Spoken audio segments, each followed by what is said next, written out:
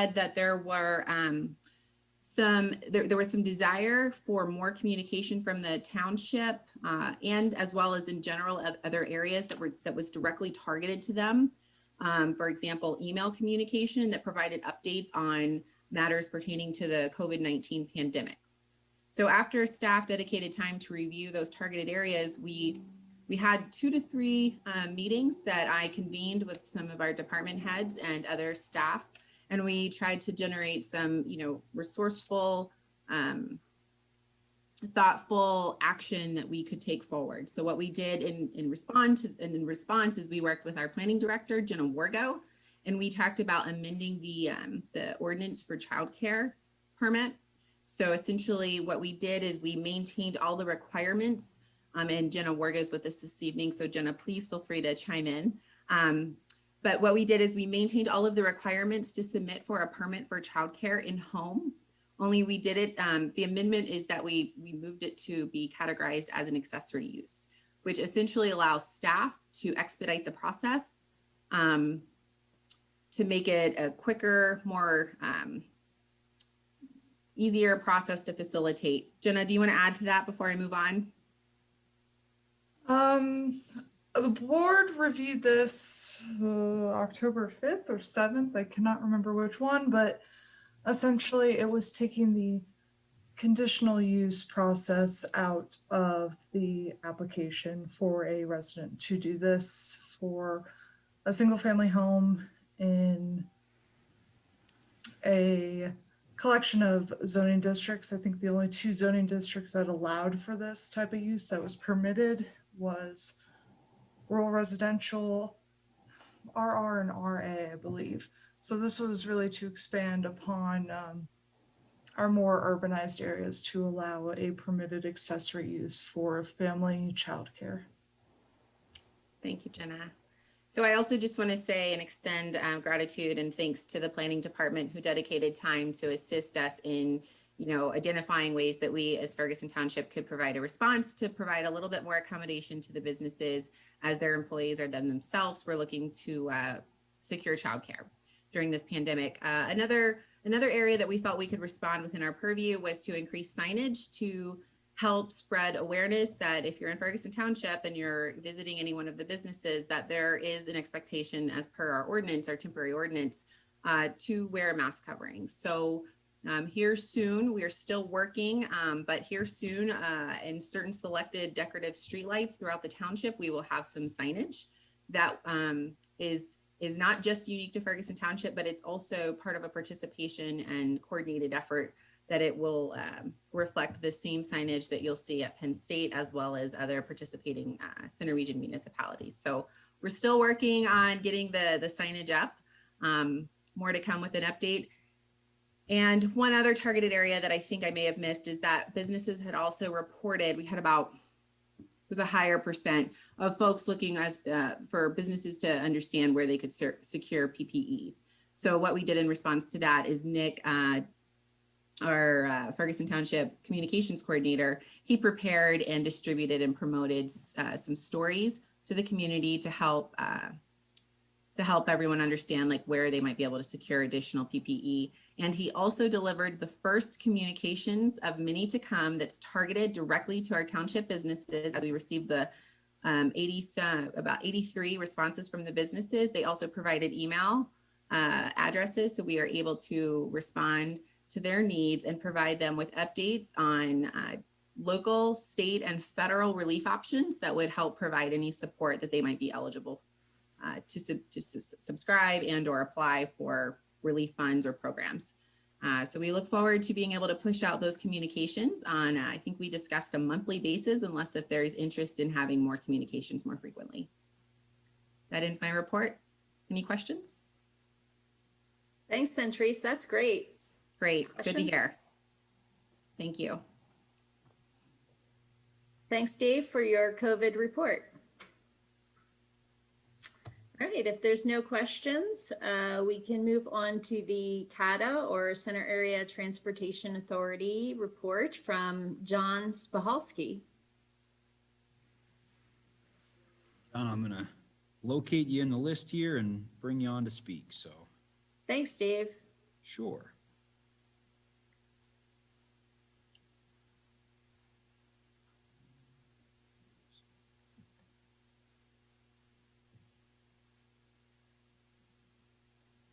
Should be good, John. If you unmute your microphone, you should be ready to able to talk.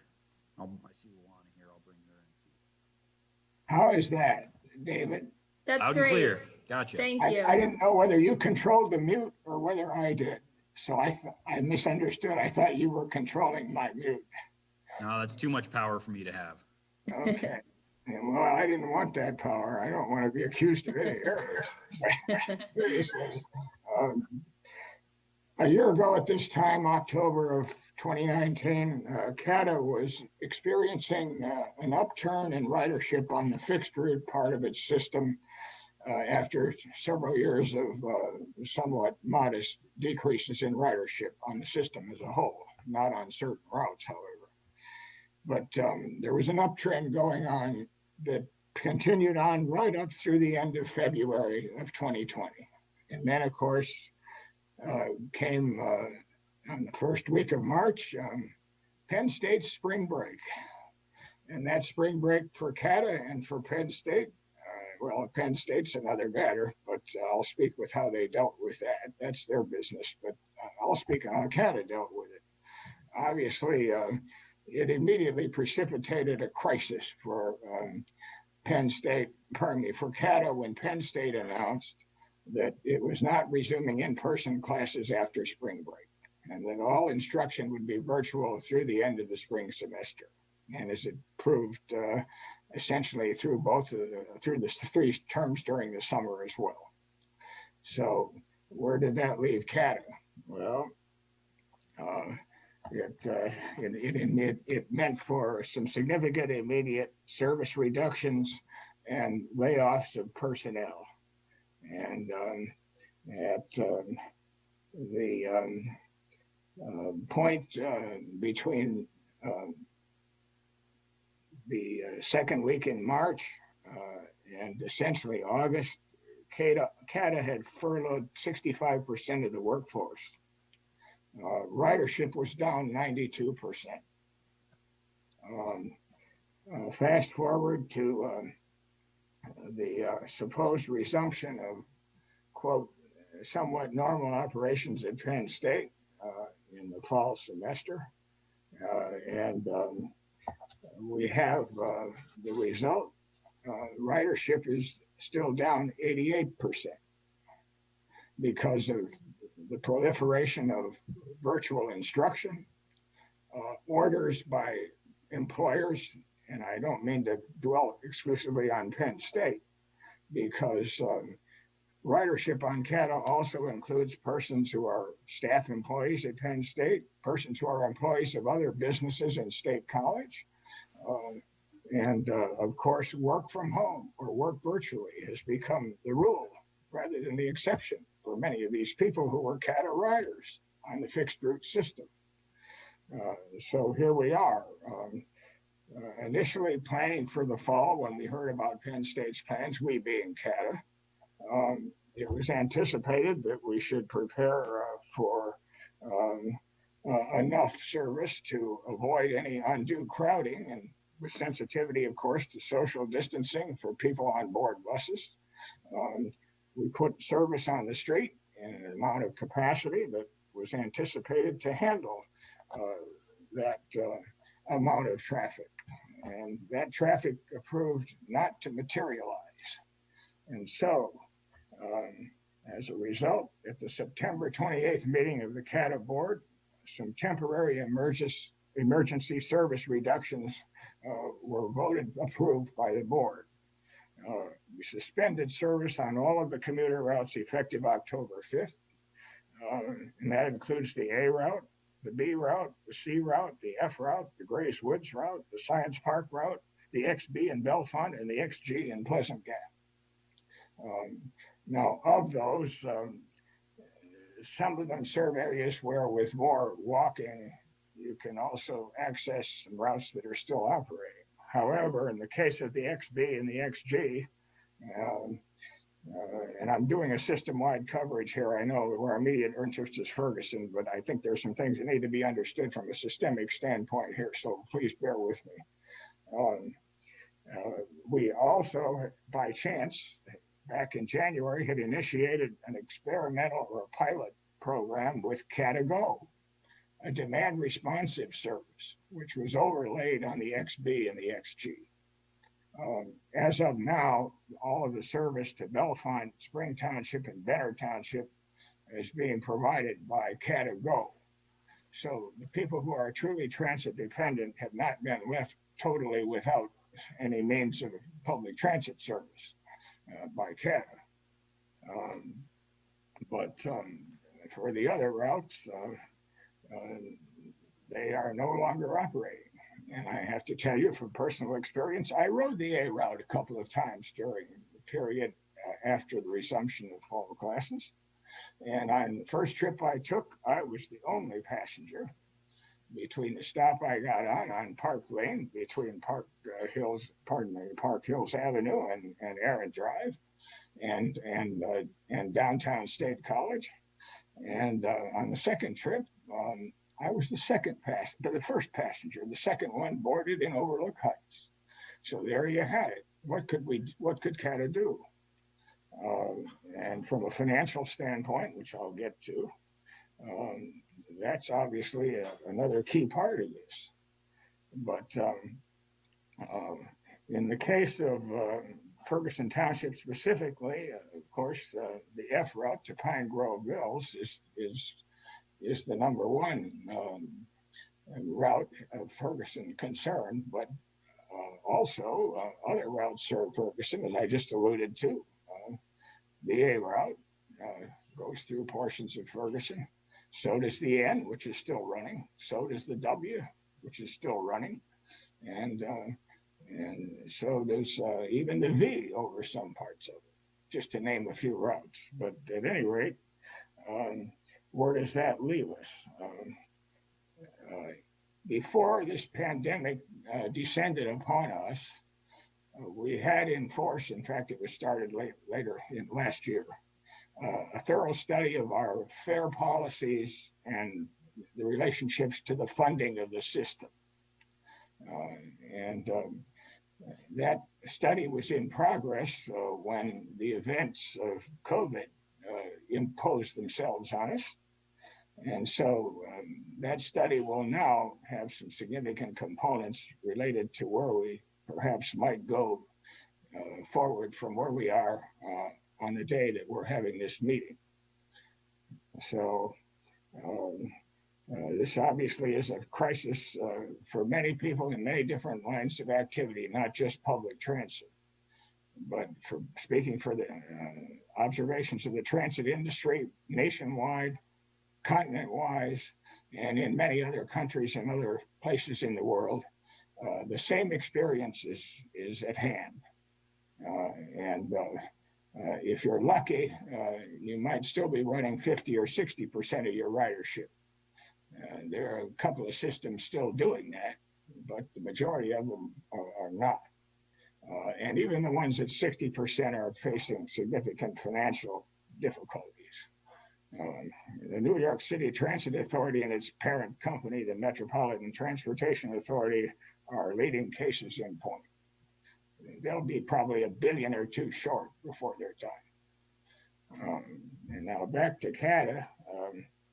I mentioned the hopefully temporary emergency service reductions that I just detailed a few minutes ago. But the ridership still hovering at about 12% of normal. So where are we at the moment financially? CATA's operation is funded between 45 and 50% by fares and contracts with Penn State and the apartment complexes. And currently our revenues are hovering between 10 and 11% of normal. Had we not received $9.5 million in CARES Act funding from the federal government, we would likely have been running out of funds by the end of this calendar year. And so without that money, you would have no transit service in this community after December if we hadn't had the CARES money. I'll put it bluntly. That's what it is. So where we are now, we're trying to, we have a plan now where we think we can get through until probably May or June of 2021 with reduced service, of course. What will Penn State do in the spring? What are they doing now? They're continuing to put heavy emphasis on virtual learning. There continue to be restrictions on office use. I still do volunteer work for Penn State. I'm the only emeritus faculty member with a private office in the business building of the College of Business. I have to ask for permission 24 hours in advance to access that office. They don't want people in there. Now, I can understand some of the reasons why. What if somebody gets infected and you have to disinfect the whole building? But it's a great disaccommodation in many ways for many people. And I'm not complaining. We're in an unprecedented set of conditions here. And let's just hope that we get a proven vaccine for coronavirus before too much more time goes by. Because transit isn't the only sector, as we all know, that's suffering. Everybody is suffering except for a few. I wouldn't mind being in some aspects of the sales of food for home consumption. They're doing well, but I won't get into general business here. So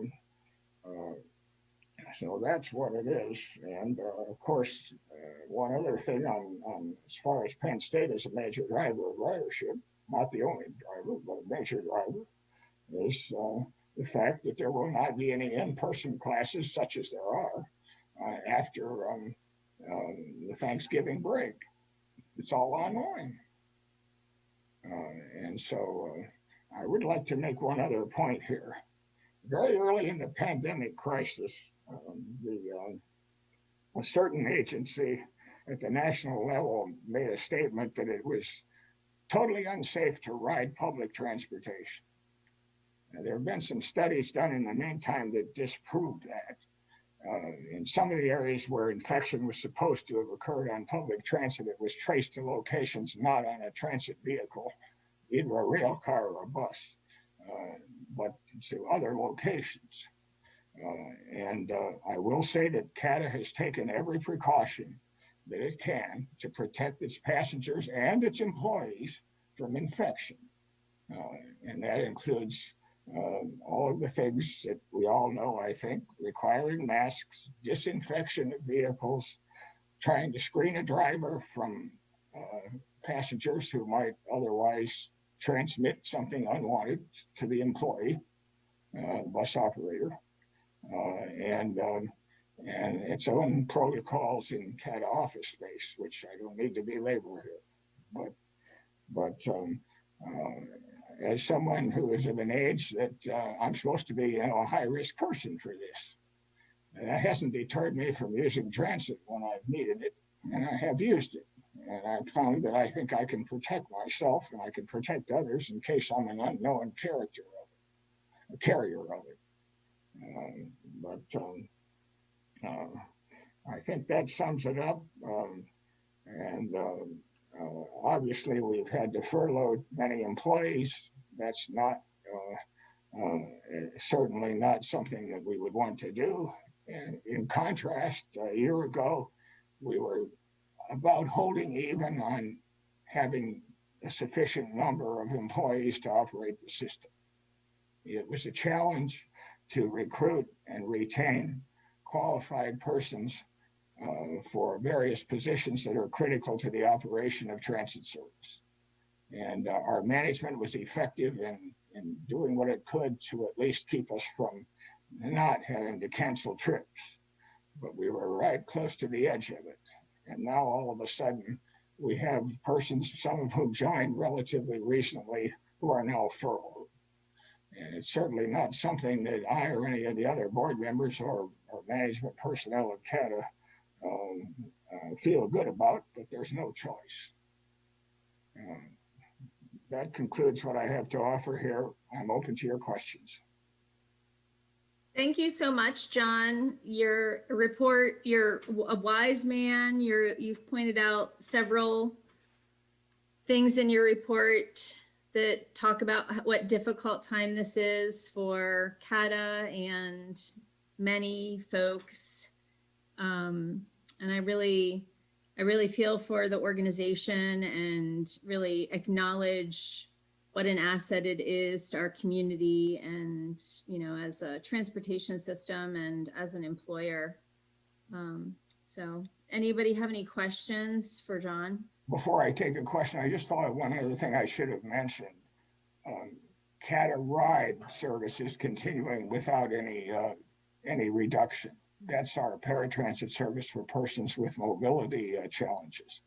But I wanted to reassure everyone that that service has not been truncated or reduced in any way. It's still operating as it did. And also, of course, we still have the CATA commute with the ride share vans. And now some of those are reduced because of changes to virtual employment in some lines of occupation, others not. But they're essentially, some are Penn State groups, but others are other employers. I'm sorry, go ahead. I thought I should add that. No, thank you. Thank you for the clarification. Thanks. Board members, does anyone have a question? Okay, thank you very much, John, for your report and for your service. You're welcome. Thank you. Next, we'll move to the SCLO Center Region Library report. Susan Warner is here to give that report. Hi, Susan. You should be on. Can you hear me? Yep. Thank you. Okay. Good evening, and thank you for the opportunity to update everyone on what's going on at SCLO Library. It's a little bit more positive than what we just heard. So hopefully that will change everybody's demeanor. You all know that because of the pandemic, SCLO has been closed for in-person public access since March, but we have developed a very efficient, popular method for residents to still get their library books by putting them on reserve.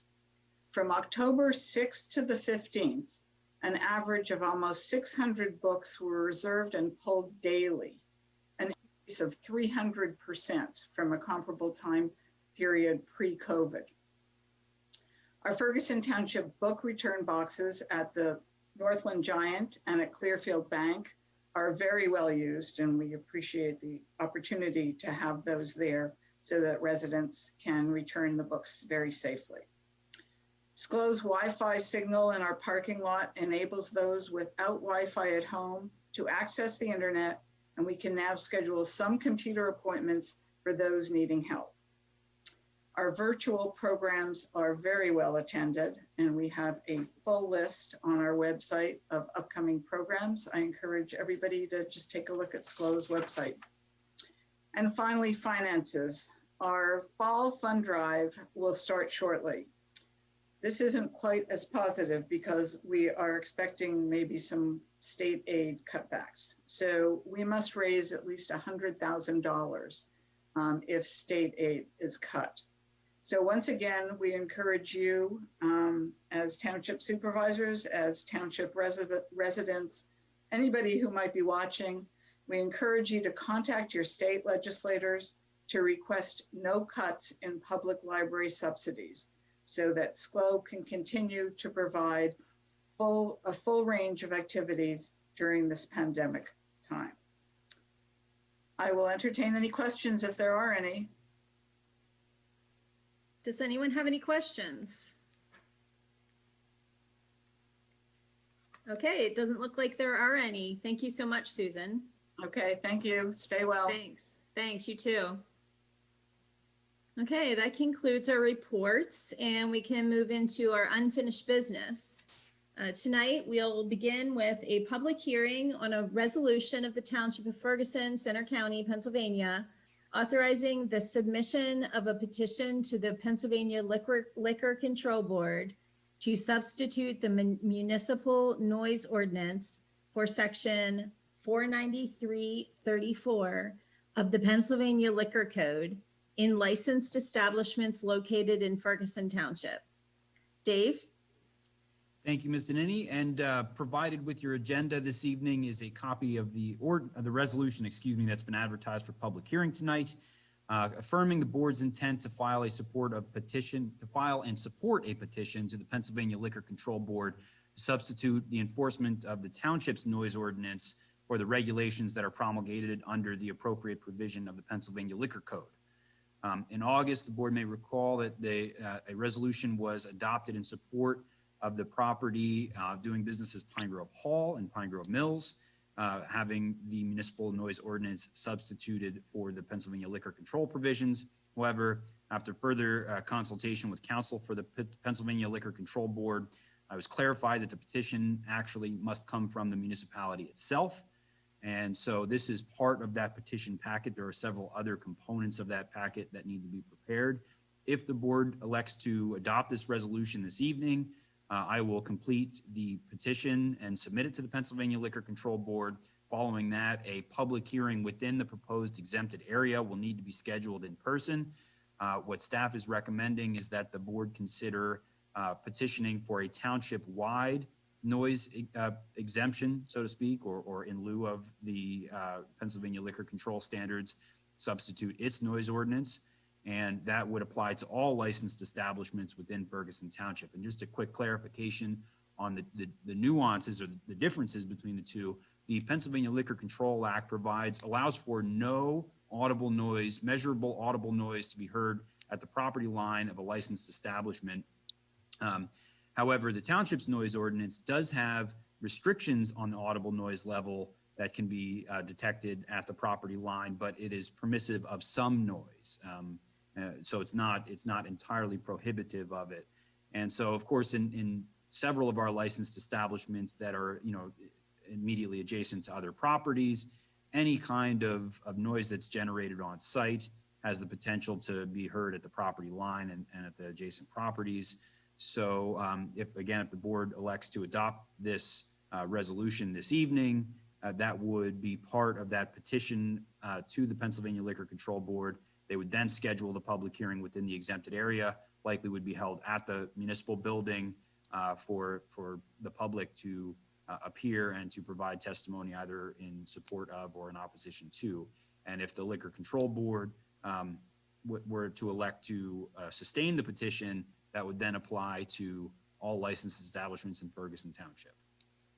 If there's any questions, I can answer them. That's all I have for my introduction. Since it's a public hearing, if anybody wants to speak, if you could just, on behalf of this agenda item when acknowledged by the chairwoman, if you just want to note your name and interest in the question and answer feature at the bottom of the chat, I'll monitor that and I can let Ms. Danini know if anybody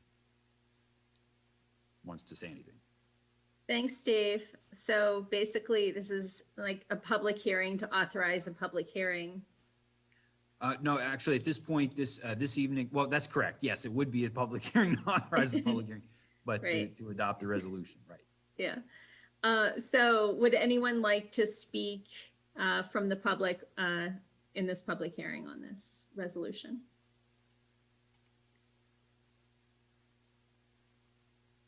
I've not seen anybody in the Q&A indicate they would like to speak on this item. Okay.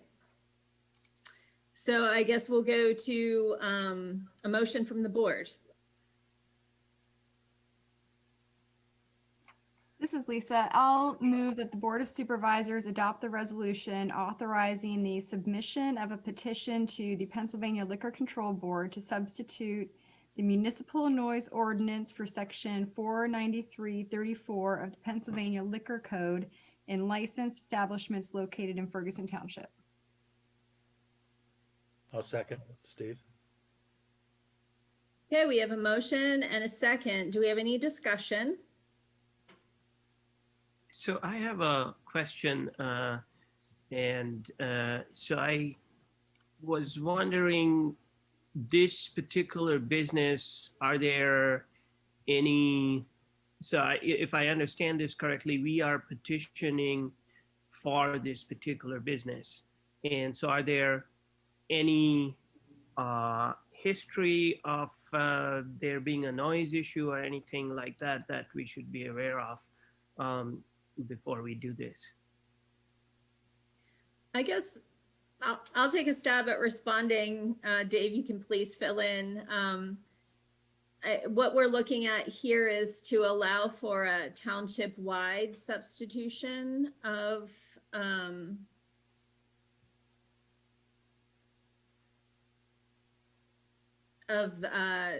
the municipal noise ordinance for a passage in the Liquor Control Board law.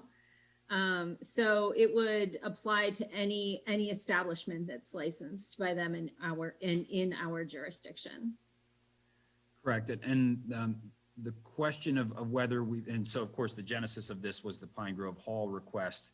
But so the question specifically about do we have a history of noise complaints from this specific establishment? Not that I'm familiar with, but I'll look at Chief Albright if he's got any none with any knowledge of any history. So nothing specific to this establishment relative to noise. I think there have been, in ancient history, I guess, not with the current owner, but there have been some other issues with the adjoining property owners, but not anything that's noise related. And as I understand it, for this particular establishment, there's no intention, at least at the moment, that's been expressed to me for outdoor music. It would entirely be, focused within the establishment, but the concern would be that there's some level of audible noise that would carry and be measurable at the property line. So just to kind of cover that eventuality, the owner of that establishment's requested this. But as Ms. Denny pointed out, the board could elect to either provide for this petition to be applied to one specific establishment, a geographic area, or the township at large. So that's a little more background maybe on this specific item. Yeah, okay, so we'll do this for the entire township, but also we are saying that in this case, if I understood this correctly, we will be taking the position that audible noise is fine, but the decibel levels would still exist. Is that a correct reading? Right, so there's limitations within our ordinance that pertain to musical instruments and noise from premises outside of a certain time frame. So any time, before the hours of 7 a.m. or after 7 p.m., except on Sunday, which has a 9 a.m. restriction, there might be some additional conditions and restrictions that apply. There are also decibel limitations that apply at the property level. So those would be what the township would enforce in lieu of the Pennsylvania Liquor Code prohibition. Okay. Thank you. Thanks, Dave. Oh, sorry. Sorry, Chief, go ahead. No, I was just going to add, historically, I can only think of one other bar that we had any issues with. They had outdoor seating, and realistically, to resolve the situation, all we had to really do is recommend that they move their TVs or point them another direction, and that took care of the issue. All right, thank you. That's great. Thanks. Anyone else? Okay, it looks like this is a roll call vote. So Dave? That's correct. This is presented as Resolution 2020-29. Ms. Denny? Yes. Mr. Miller? Yes. Mr. Mitra? Yes. Ms. Stevens? Yes. Ms. Strickland? Yes. Okay, great. Thanks, everybody. Next, we'll have a public hearing on resolution of the Township of Ferguson, Center County, Pennsylvania, calling on the United States Congress to address climate change by passing the Energy Innovation and Carbon Dividend Act. I'll introduce this. I was the one that requested that this be put on the agenda. A resident had approached me about putting this on the agenda. I thought that it was a good idea. It places a steadily increasing price on carbon fuels at their source. It's revenue neutral. and it works to create jobs. It would provide some support for our local greenhouse gas resolution. And so, you know, I'm in favor of this. I guess I believe Linda Westrick is here to answer any questions that the board might have. And the resolution is attached to the agenda.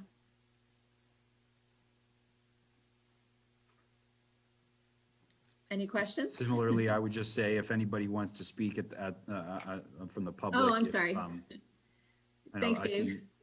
I can enable Ms. Westrick to speak when you'd like to acknowledge her. Thanks. Thank you.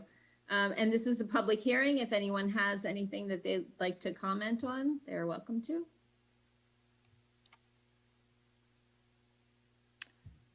Okay, Linda, you should be okay to speak. Great, thank you. Can you hear me okay? Yes, we can. Yep.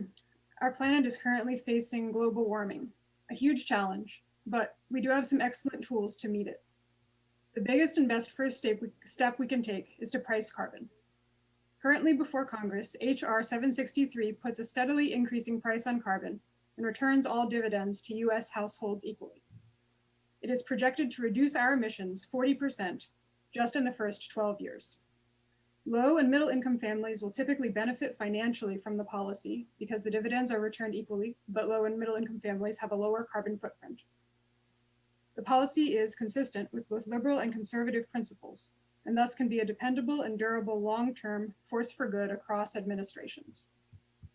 This bill implements a policy which has been publicly endorsed by 3,500 US economists, 27 Nobel laureates, and every living formal Federal Reserve chair. All that it needs is a demonstration of public support so that Congress hears the mandate to act. I urge Ferguson Township to call on Congress to pass this legislation. Thank you. Thanks, Linda. Dave, do we have any others? Not that I see, nothing in the Q&A, no hands raised. Okay, then I would ask for a motion from the board. Yeah, I, Prasenjit, would move that the Board of Supervisors adopt the resolution. Do I hear a second? This is Patty, I second. Great. Any further discussion? I just want to note that this is completely consistent with our own carbon goals, and I think encouraging further action at a higher level is a good idea. Thanks, Steve. Yeah, I agree, and I would like to thank Dr. Westrick for bringing this up. Thank you. Okay, I guess I'll call for a vote. This is a roll call. Dave? This is presented as Resolution 2020-30. Mr. Miller, Yes. Mr. Mitra, Yes. Ms. Stevens, Yes. Ms. Strickland, Yes. Ms. Denini. Yes. Okay, great, thank you. And next, we'll move to the authorization for public hearing of the stormwater management utility fee ordinance. First, Dave, I'll go to you for some narrative. Yep, just a very quick introduction. And so at the October 5th regular meeting, the public hearing on the stormwater management utility fee ordinance was closed, and the board did not move to vote on the ordinance or to move to vote this evening. Rather, the board directed the staff to report back with some additional information. So that's been compiled and is linked to in the narrative this evening. That includes a revision to the billing structure to reflect 3 different options for consideration. Option 1 is the 1,000 square foot billing unit that the board had previously expressed interest in moving forward with in the draft ordinance. Alternatively, a 500 square foot billing unit methodology is presented. And then third, a ERU or equivalent residential unit model has been presented. The billing unit table was revised to reflect that, and the draft ordinance in the agenda this evening has been amended to reflect action of the board on October 5th to limit the fee exposure on a working farm, and by working farm, that also covers properties with 30% or less impervious area, at twice the median billing unit for all parcels. So in the 1,000 square foot example, that would be a maximum exposure for an agriculturally used lot of 6 billing units. Or under the 1,000 square foot model, outside the regional growth boundary, approximately $102 per year. Provided with the agenda is a copy of that draft ordinance. And as I mentioned earlier, there's a link to that revised billing unit table that's been presented.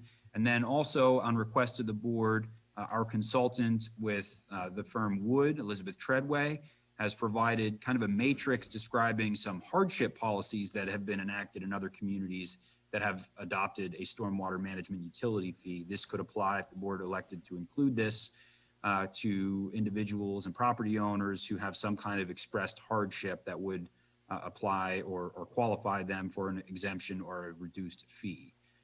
This evening, the board is not, it's not a public hearing. The board's not being asked to take any action on the ordinance or the program, but to further discuss these outstanding issues and items, and then if ready, to authorize advertisement of a public hearing at a forthcoming board meeting. Could be as early as the meeting in November. It could be as late as when the board deems appropriate to conduct the public hearing based on any revisions or discussions that are reflected this evening. I have had a couple of people express interest in speaking in the Q&A this evening, but it's up to the chairwoman if you'd like to acknowledge anybody or how you want to facilitate that. But that's all I have for an introduction. Okay, great. Thank you, Dave. This is not a public hearing, but I am interested in having people to be able to speak. I think first I'd like to have board discussion on the items that are on the agenda, and then any additional new items that are up for discussion.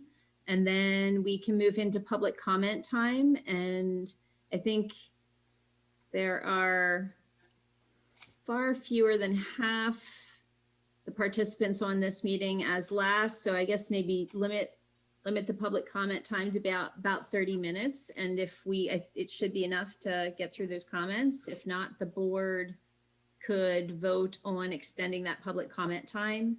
And then we'll go back to board discussion to take a motion to set up a public hearing if we want to go in that direction at that time. So first I'd like to open it up to board discussion. And I think that one thing I'd like to see, and maybe other board members would like to as well, is maybe a little tour of the document that was linked to kick off our discussion about the 500, 1,000 EDU table. We could go a different direction as well. So I'll leave that up to y'all.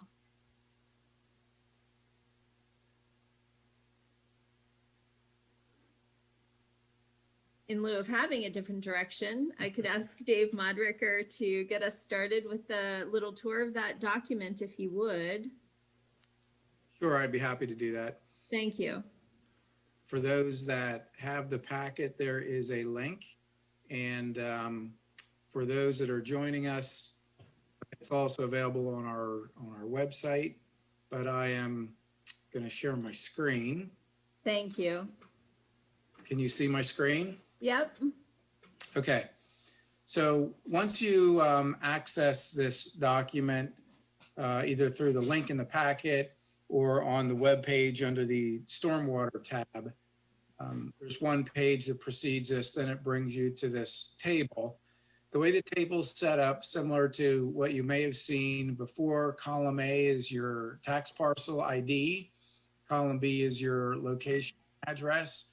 We have a column that indicates whether or not you are in or out of the growth area based on the growth area map. Then we have a column, IA stands for impervious area. So this is the calculated square footage of impervious area on that parcel. Now there are 3 groups of 3 columns. We have blue, green, and what color do we want to call this? Salmon. Nope. Salmon, okay. Bluish, greenish, and salmon. So the blue in each of these three columns is organized similarly. If we utilize a building unit of 1,000 square feet, I'm just going to use this parcel here. It uses the impervious area, converts it to how many thousand square feet is that based on, rounding. Then the next column indicates the bill the first year, and the next column indicates the bill the second year. So, how do we get that value? Well, the first year, if you're in the growth area, $37 per billing unit. So this value is simply the billing units times the fee. And in this case, it's divided by 2 because the first year is valued at 6 months. The next column similarly gives you a fee for that year. In this case, I'll just use this parcel here in this column. It has 1 billing unit, growth area, a billing unit for 1,000 square foot is $39. So there's your fee. The green basically does the same thing, except it breaks those units down a little finer into 500 square foot units. So once again, it uses the impervious area under column D, divides it by 500, determines a billing unit in 500 square foot increments. Here's the fee the first year and the fee the second year. So you can see the difference on one of these for the second year. Here we have a fee of 39. Here's a fee of 20. Then we go over to the billing unit for ERU. So the ERU takes your impervious area, divides it by the equivalent residential unit, in our case, 3,097 square feet. It comes up with an ERU. And then once again, the first year fee is half of what you might see. And then the second year, you're into the full fee. Here we're using ERUs. In the growth area, $119, in the non-growth area, $75. So that's kind of a summary. And the way folks can use this is to know their tax parcel or address. It's sorted currently by tax parcel. So that's the easiest way, is to know your tax parcel or get your tax parcel from your tax bill or Center County Webbia. And then that's kind of the easiest way right now to find the fees. And so I'll stop sharing and can answer any questions on the table, or I can turn it back on. Thanks, Dave. Thanks for all that work that you did on that. That's really helpful. Yeah, a lot of it was our consultant. They did clean up some of the impervious area calculations. There was, some work to be done there, and then broke it down in accord with what I described. And also reflected in the table is the fact that, the agricultural area with working farms, less than 30% impervious, capped at 2 times the mean. So that's reflected in the table also. It is. That's great. Yes, Thanks. it is. Thanks. Yeah. And we do recognize that there may be some inaccuracies in the table, so we're working on cleaning up some of that data. Just to note for the public that may be in attendance, we've had a few residents contact us, inquiring about the accuracy of their calculations. So we are continuing to look into that. This table is sort of just for reference only. It's not meant to be a finalized document. Yep. And if people see Right. errors, they should definitely contact staff, and we'll clean that up. Steve, did you have something you wanted to say? Yeah, I wanted to address a number of the comments that we've received from the public by emails and phone calls, and as well as some of our discussion in previous meetings, because it's come clear to me that I don't think people understand exactly what it is we're trying to address, or why what the units mean of an ERU or 1,000 square feet and how they relate to some actual physical concept. I think we've sort of gotten on a track where we have equated uh, impermeable surface to the amount of runoff that comes, and we got to the point with the 500 square feet where we're trying to really calibrate it, and I think that that's completely in error. As we've heard a number of people tell us, well, I don't have any runoff. The water absorbs into my field, into my lawn, or goes into our drainage basin, so there isn't any runoff. Well, that's in a normal storm. And I'll ask Dave to correct me if what I'm going to say here a little bit is wrong, but I think he'll agree with me. In a normal storm, like, a summer thunderstorm or something like that, that water may be completely absorbed on premises and not go anywhere, or it may be all captured in the detention basin or an infiltration basin. And I think that if we had a stormwater system that was on the verge of collapse, it would handle that storm with very few problems. Where our problem comes in is when you have a big storm. And I'm talking about when the remnants of a hurricane hit us after a rainy week when the ground's already saturated. I don't care how much water normally runs into your field or your lawn, you are going to have runoff. And you're going to have a lot of runoff. Because if we get 4 inches of rain in a 24-hour period, it's not soaking in. And that's when the energy of that moving water is what is going to devastate a system that's not in good order. And we may not even know it's not in good order because we've never seen a problem. But when you get the water coming down, and it comes from the detention basins, it comes from the fields, it comes from everywhere. And that's when you do the major damage to the system, and sometimes, catastrophic damage. I don't know if we've seen anything that's catastrophic, but I do know that in the 15 years I've been on the board, over and over again, we've had people come to us and say, I have a flooding problem, and the township needs to do something about it. And we've done a lot of things. Just the last couple of years, we did tens of thousands of dollars worth of work on Kansas Avenue, which had to be done to get the drainage on that street of maybe 20 people. Well, they're not responsible for all the water being there, but the township didn't put it there, but we had to do something about it. Another thing we did was put about 1 million gallon tank to detain water under Madison Street some years ago. So there's a large tank under the street that acts as a detention basin. Rosemont Drive, we bought and demolished a house in order to rechannelize the stream to more natural contours. And these are all things that had to be done because those big storms brought up problems. We were flooding whole neighborhoods. I shouldn't say we were, but neighborhoods were being flooded. And we can't say, the water from that house that had to be taken out at Rosemont came from these 50 lots, because it came from everything upstream on Slab Cabin Run. Whether it was a farm, a house, a business, doesn't matter what, that water came pouring down. So I guess basically my argument on that is that this is a township problem because it is a community problem. No one is responsible for the water that is there. Everyone's responsible for the water that's there. We're using impervious as a metric, but it's not anything we can calibrate.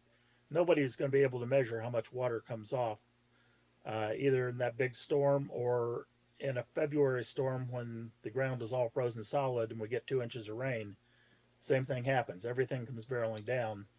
So I think we need to sort of move away from trying to find the ultimate fair apportioning of, who's responsible for the water that's going into the system, and look at it in a bigger picture. And for that reason, I'm still thinking the ERU method, because that doesn't complete. I mean, we still have to have some metric, but gets us away from trying to finally calibrate something that cannot be finally calibrated because we have no clue what it is. And I'll just add one other comment in terms of what the costs are if we do. A big part of this stormwater program is to do the maintenance now, do the analysis now, and get it. Over the last 10 years, PennDOT has been spending tens of millions of dollars on rebuilding Atherton Street, starting in Patton Township and going through Harris. And the driver for that was the stormwater system, because the initial plan was the stormwater pipes under Atherton were collapsing. It was to replace the entire stormwater system along Atherton. And when they actually assessed how bad it was and what needed to be done, it was way more cost effective to just rebuild Atherton Street than to fix the stormwater system. And that's because over years it had deteriorated. It wasn't necessarily a lack of maintenance, but I think there was a lack of awareness of how bad it was getting, because the only time you solved the problem of Atherton flooding at various places was when we had a huge storm, and people said, oh, it was a big storm. But that was our symptom that really brought up the fact there's a problem here that we need to look at. So anyway, that's a long argument for saying that I think we should reconsider the ERU because it's more realistic. Thanks, Steve.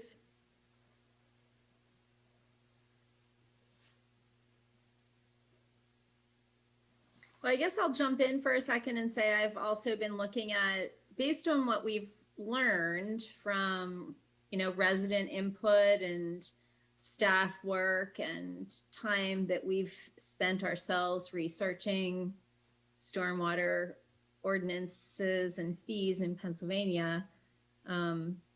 I've also come to the, I don't know about conclusion, but thought that we could look at another system based on a tiered residential and commercial fee. That I was thinking of square footage. It could be done in ERU as well. So I guess I'll put out there for discussion, whether it's tonight or further down the road, that I think that looking at all residences in a tiered structure and then commercial properties in a continuous square footage scale, I think that would be something that, and then looking at farms as residential, I think that would be something that would probably, seems to be possibly a good fit for our community, that particular structure. I haven't said that to staff yet, so I'd be interested in Dave Modricker's perspective on that, but I don't want to kind of veer the conversation in that direction if we want to talk about, something else. Lisa? I had mentioned, and it was not at the last, well, maybe it was at the last meeting on October 5th, but it was at least one other earlier meeting. I had mentioned that there are different billing models for this, and how the two final options were narrowed down, I thought was because they're the most regularly used, not because they were particularly applicable here. So yes, I would absolutely be open to reconsidering, because I was at previous meetings thinking that neither of those two models really served our township. So I definitely need more time to look at this and review the chart that was sent, and to, I would appreciate going back and looking at what the Stormwater Advisory Committee had discussed surrounding other billing models. I'm not sure how far down that road they were able to go. I've read the minutes, but I didn't see any lengthy discussions on that. So I'd appreciate hearing about those conversations, and if that is the reason that they settled on these two, or were there other factors? But I think we need another time set aside to discuss this further. Okay, so maybe if I send an example of, this tiered structure, and your language was ringing in my mind when I was doing this research and saw these tiered structures, made a lot of sense. And I was recalling, what you had said. So perhaps if I send, it's very basic. It's not that complicated at all. And basically it's just clumping square footage for residential uses.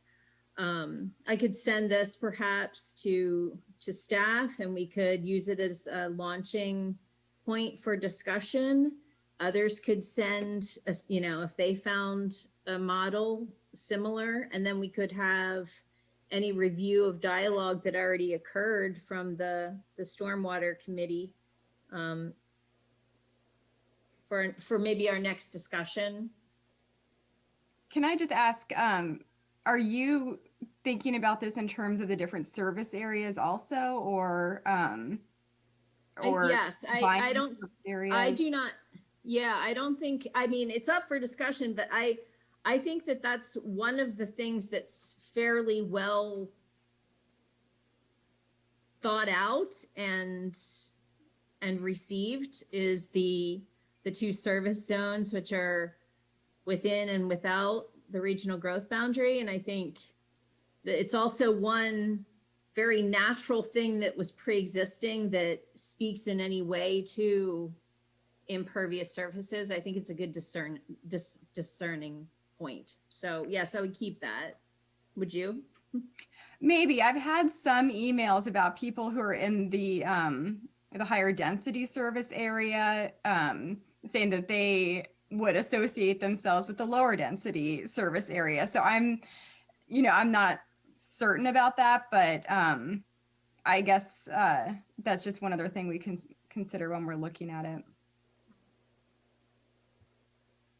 I think it is important when we're having that conversation. Dave, thanks. I was going to point back to you, and anything that the committee has already said, we don't want to reinvent the wheel. Okay. Using an impervious area as the barometer, so to speak, because typically that's how, the fees are structured. Then you think about how you measure impervious area. And so, we've had some discussion about the ERU, the equivalent residential unit. We understand that. And then the other method is square footage. And the question with square footage is, where's the break point to come up with a unit? Is it 1,000? Is it 500? The hybrid to that is if you're using an ERU approach, you can have tiers, or when you're doing square footage, you have tiers. So basically what you're doing is you might just say, okay, we're going to have 3 groups within the residential homes. And we're going to say maybe it's 0 to 2,000 square feet, 2,000,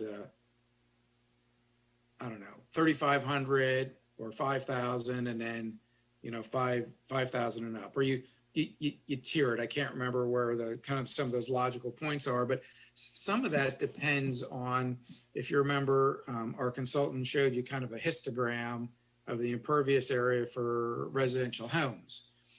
And so sometimes there's kind of a logical break point as to, where you set up those steps. And in a way, just using square footage accomplishes that, because depending on the square footage of the residential unit, if you use that as your unit, you have a lesser fee. But if you want to use the ERU, and you understand that the ERU is going to be applied similarly across all, commercial or areas of larger impervious area, but yet you want to have some, equity, so to speak, within the residential stock, then you can have a tiered structure.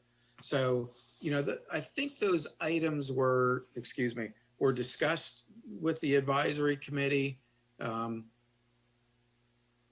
advisory committee never voted, and we didn't ask them to vote on certain things. They were more a sounding hold of representative stakeholders to provide, comments and framework for putting together a program.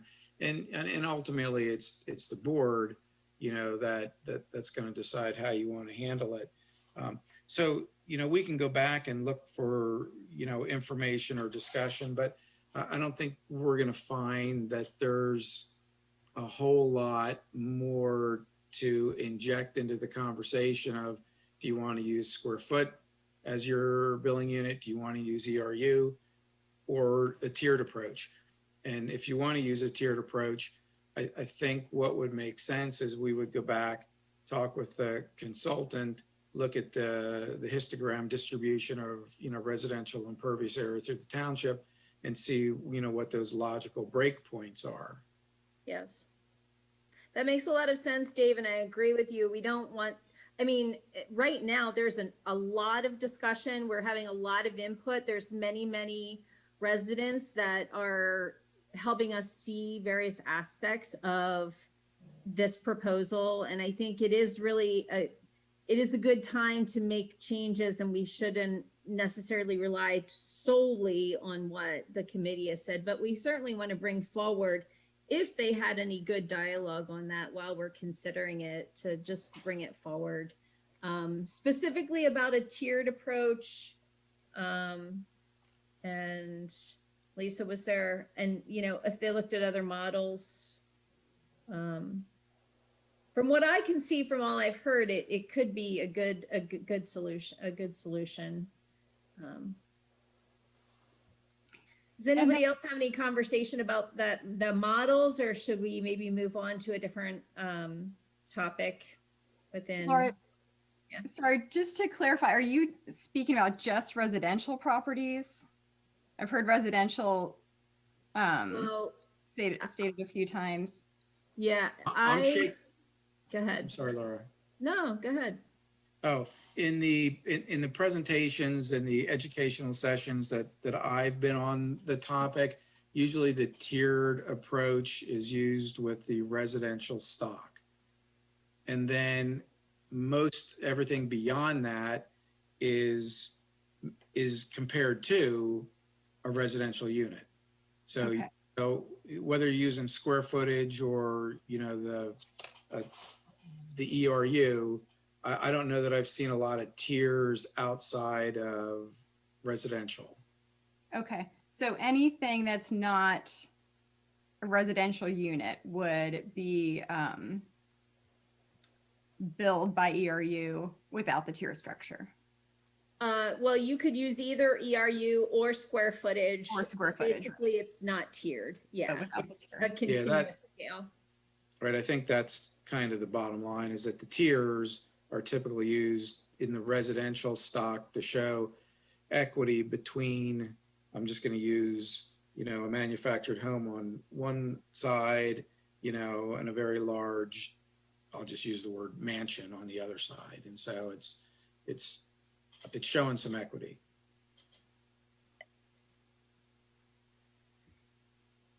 Okay. Yeah, I think we need to look into that. Yeah. I think we'll have some discussion. So I think that conversation stemmed from that table. I think it was a good conversation. Is there anything else about the table? Any questions or comments or thoughts? Did you model the final year of the program for those cost breakouts, or was it just the first half year calculation in the second year? Or they in the chart? I didn't try to expand it, so I didn't see if the chart goes out to the second year. So what can people use to figure out what their what is it, 7 year cost would be? I think I would have to go back and see if what these changes have made to that forecasted model, and then there was a certain table or a graph that you could look at, so we could republish something like that. But I Okay, don't- no, I'm not asking you to put any more into that. I'm just wondering if we can go back. You're right. We can go back to that graph and find the multiplier in there. Yeah, given the changes and the level of effort that it takes each time we do an iteration, I think it's been advanced just to the second year for the purpose of the table for Yeah, illustrative purposes. yeah. And then that document is still available that was just the 1,000 square foot document that people could plug information into and have their projection of all of the years, right? Or did this actually is this. Yeah, we would need to make that available again. We replaced Okay. it for simplicity's sake, just so it wouldn't be confusing to folks which one to click on. Understood. So if a resident had a specific question, they could contact you guys if they wanted to know that? Okay. Okay, well, if there's no other questions about the table, thank you very much for the work that you did on that. If there's no other comments, we could move on to the hardship policy information that was attached. There's some questions there in that document that would provide some direction for staff to incorporate a hardship policy into this ordinance. Under the critical questions, I guess the first question to the board is, is this something that we're all interested in? I got the impression that we all were, but before staff spends any more time, I guess confirming that we are all, if we do have a stormwater ordinance, fee ordinance, that we would incorporate a hardship policy, I guess is our first consensus. Possibly, Okay. depending on what it looks like. Yeah, I think it's something we need to consider. Yeah, I'm with Lisa, possibly. I Okay. don't think we're far enough along to make a real determination of what it would be at this point, but Okay. I think it's probably a good idea to consider at least. I agree with that. Yeah, I am in favor generally too. And then my question to Dave Prabalka would be, based on these questions in this document, do we have a model that we already use in the township to determine hardship for anything? Not specifically for fees and assessments. I mean, we really only have two other fees that are sort of categorized in the same manner that this would be. One would be for the operation and maintenance of streetlights, and the other one would pertain to fire hydrants. So, those are relatively small figures, small assessments. They are very localized in terms of their impact to property owners. So we don't have any methodology in place to exempt or means for property owners to file for exemptions under either of those assessment categories. But I think, that we can, just hearing that there's interest in pursuing something, you have a little bit of background, just to kind of review. If, you like, we could continue to maybe work a little bit more on putting some framework together on this. It wouldn't have to be incorporated into the ordinance itself. This would be a policy that'd be adopted by resolution, likely in step with the enactment of the fee.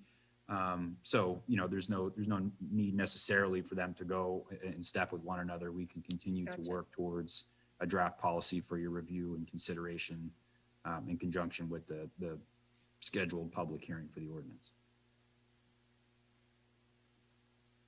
Great. Well, I'm interested. I just don't really understand the metric that we would use to assess this and how that would work. I would probably suggest, and similarly to what you've seen in other communities, that it would be something that were indexed to the poverty level in the State College MSA, so that it would be, as simple as an income qualification or certification that would enable you to take advantage of either an entire hardship exemption or, maybe a prorated hardship exemption, something like that. My initial recommendation would be to keep it as simple as possible so that the more the more complications you add into it, the more variables you add in for consideration, the more difficult it's going to be to administer. So if it were something as simple as a factor of the poverty level or a percentage of the poverty level as defined in the State College MSA, it would be very relatively easy to administer. You would just have income certification and an application process. If they qualified, they would qualify, and that would likely be something that we would want to see every year to ensure that qualified property owners would continue to meet that standard. Thanks, Dave. So maybe before staff puts more work into it, we could use what was sent by the consultant at a future meeting and go through those questions, and I'll take time to read the examples and think those through. I just hate to have them work something up if we're going to be coming from a completely different angle after reading through all of that and going through those questions. I don't think we need to do that at this point. I think we need a little bit more time to really go through what's been presented here. But I thought the questions in there were good for us to go through and could be a good start to coming up with something for then staff to invest time in to develop.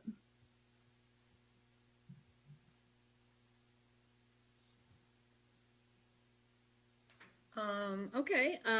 Like Dave said, this is a policy, so isn't necessarily having to be included in the ordinance per se, but evolving it.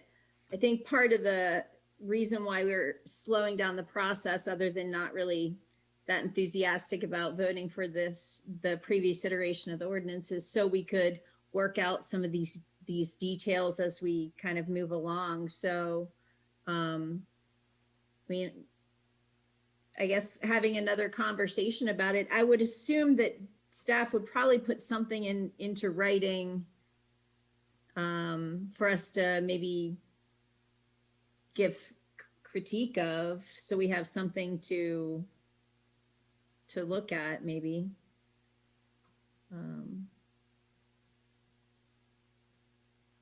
But I don't think it has to be. The board would like us to work on. We can draft something to put together. I think Ms. Strickland was asking for another opportunity to discuss the questions. If the board wants us to draft a policy or review, or schedule an item or schedule an agenda item at a forthcoming meeting to review those questions item by item, or both, we could presumably do both.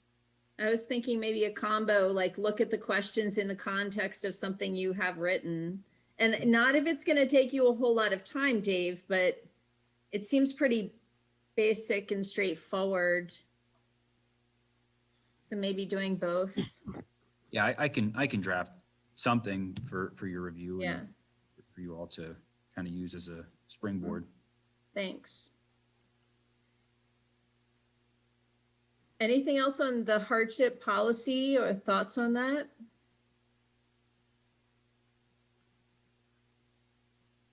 Well, I guess I just want to open the floor before we open it up to public comment, just for any general comments or general discussion from the board about the ordinance. Yeah, so I'll just make one short comment, and I have been concerned about the sort of retired folks on fixed income. And so that's why I said that it'll possibly be taken care of by some form of income limits. If that's the way we are determining a hardship, that should work itself in. But that's one objective that I'll look at to make sure that people are protected. I agree with that completely. Definitely, as a population, I want to make sure is captured in whatever metric it is we end up using for that hardship policy.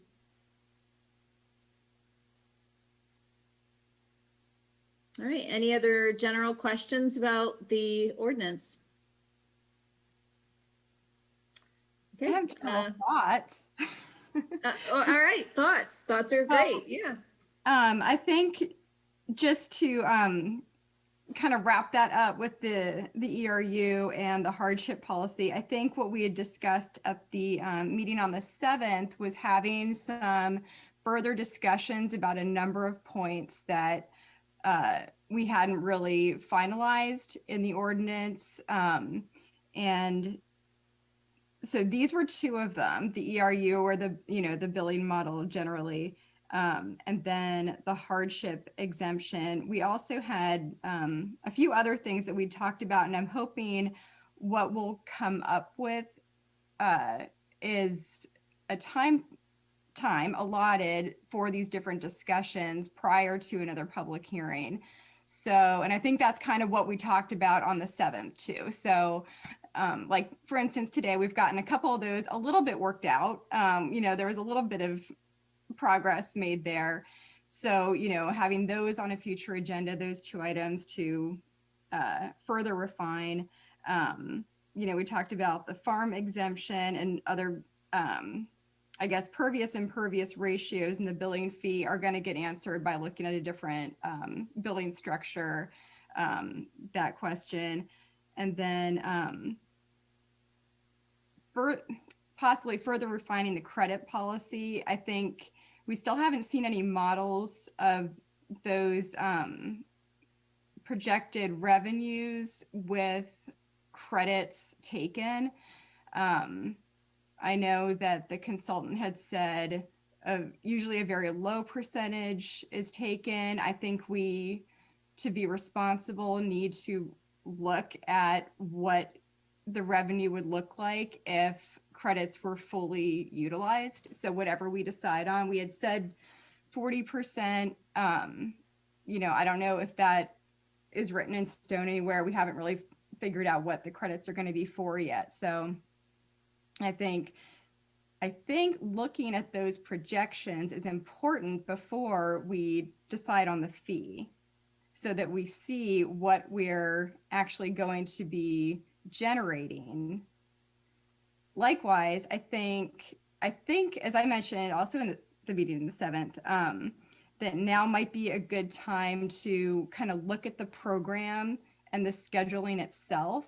So, through the fee study, it was determined that we wanted this very high level of service for our stormwater program. And that's not necessarily bad. It's just that, that's what we decided. And then we decided to have the fee discussion, having removed the equipment and that associated staffing and the sinking fund might allow us now to kind of look at the scheduling of the program a little bit differently. So initially in the advisory committee, they had wanted a little bit more of an aggressive schedule at doing that assessment. I want to say 4 years of doing the entire township-wide assessment. And then that was stretched out to about 7 years to allow for the cost to be spread out over that time. So now that we've removed some of those other costs, maybe we could look at doing that assessment a little bit faster. What I would think is probably a good approach would be to do the assessment maybe over that 4-year period, create that master plan that's in the program, figure out what those costs are going to be, including the ongoing maintenance without, now that we've decided to not putting the equipment there. Then once you have all the costs tallied, then we see how we can pay for it. So then, do we need a fee? Do we need a tax increase? Do we have the funds? So that's why I'm saying we look at the scheduling of the program we're creating before we put out the ordinance for the public hearing.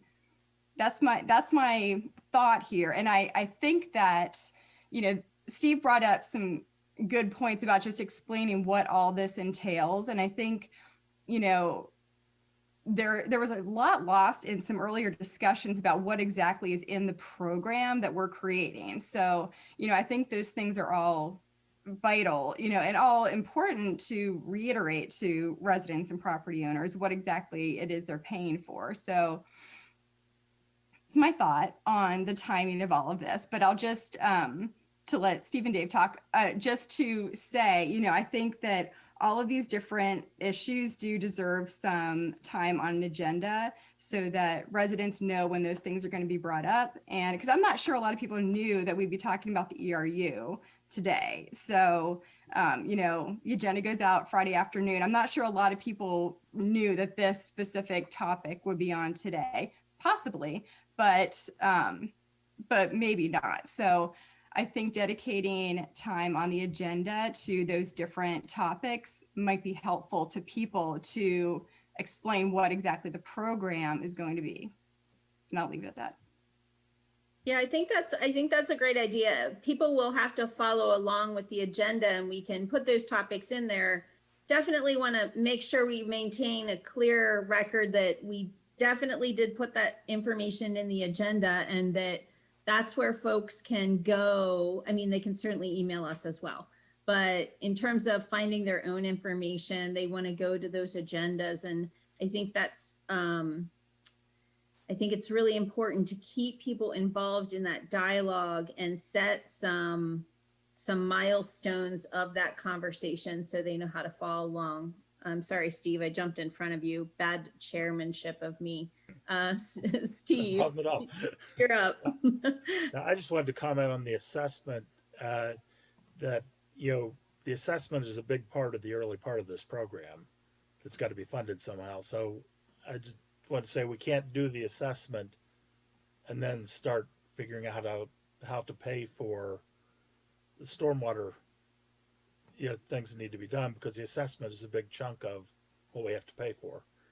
I'm not sure it's a big chunk. I think that's something that we need to review, what exactly that is. And if we could, and I'm not disagreeing with you, I'm saying that's what we should look at and maybe reprioritize how we're doing the different things that we're doing, because we're doing repair and maintenance right now, and say, in 2021 in the CIP, we've got $500,000 for a project, and the next year $500,000 for a project. So yes, those would be funded by the fee, but maybe we look at some of those ongoing maintenance and repair things that we're doing with road projects, and we do hold off on those. I'm giving that. We would hold off on some of those things, not emergency things, of course, but some of those regular things that we've been doing, and reallocate those funds. Because it's not going to be free to do that assessment. We would have to devote funds to that.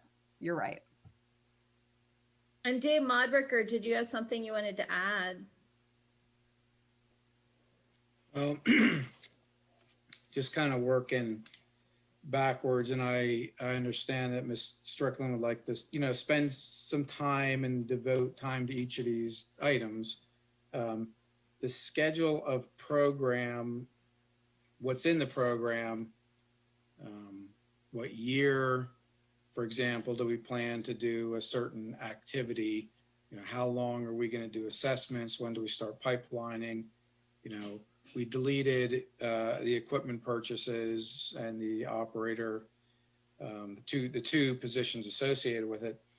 Those have been built into the schedule, and that is available for review. And that was the basis for the fee. So we can certainly, go through that with the board. And talk about, does this make sense to you, and what would you like to see taken out? I doubt at this point there's anything that you want to add. So that's available, and we can go through that. The lining the corrugated metal pipes, okay, that is a significant cost, as Ms. Strickland mentioned.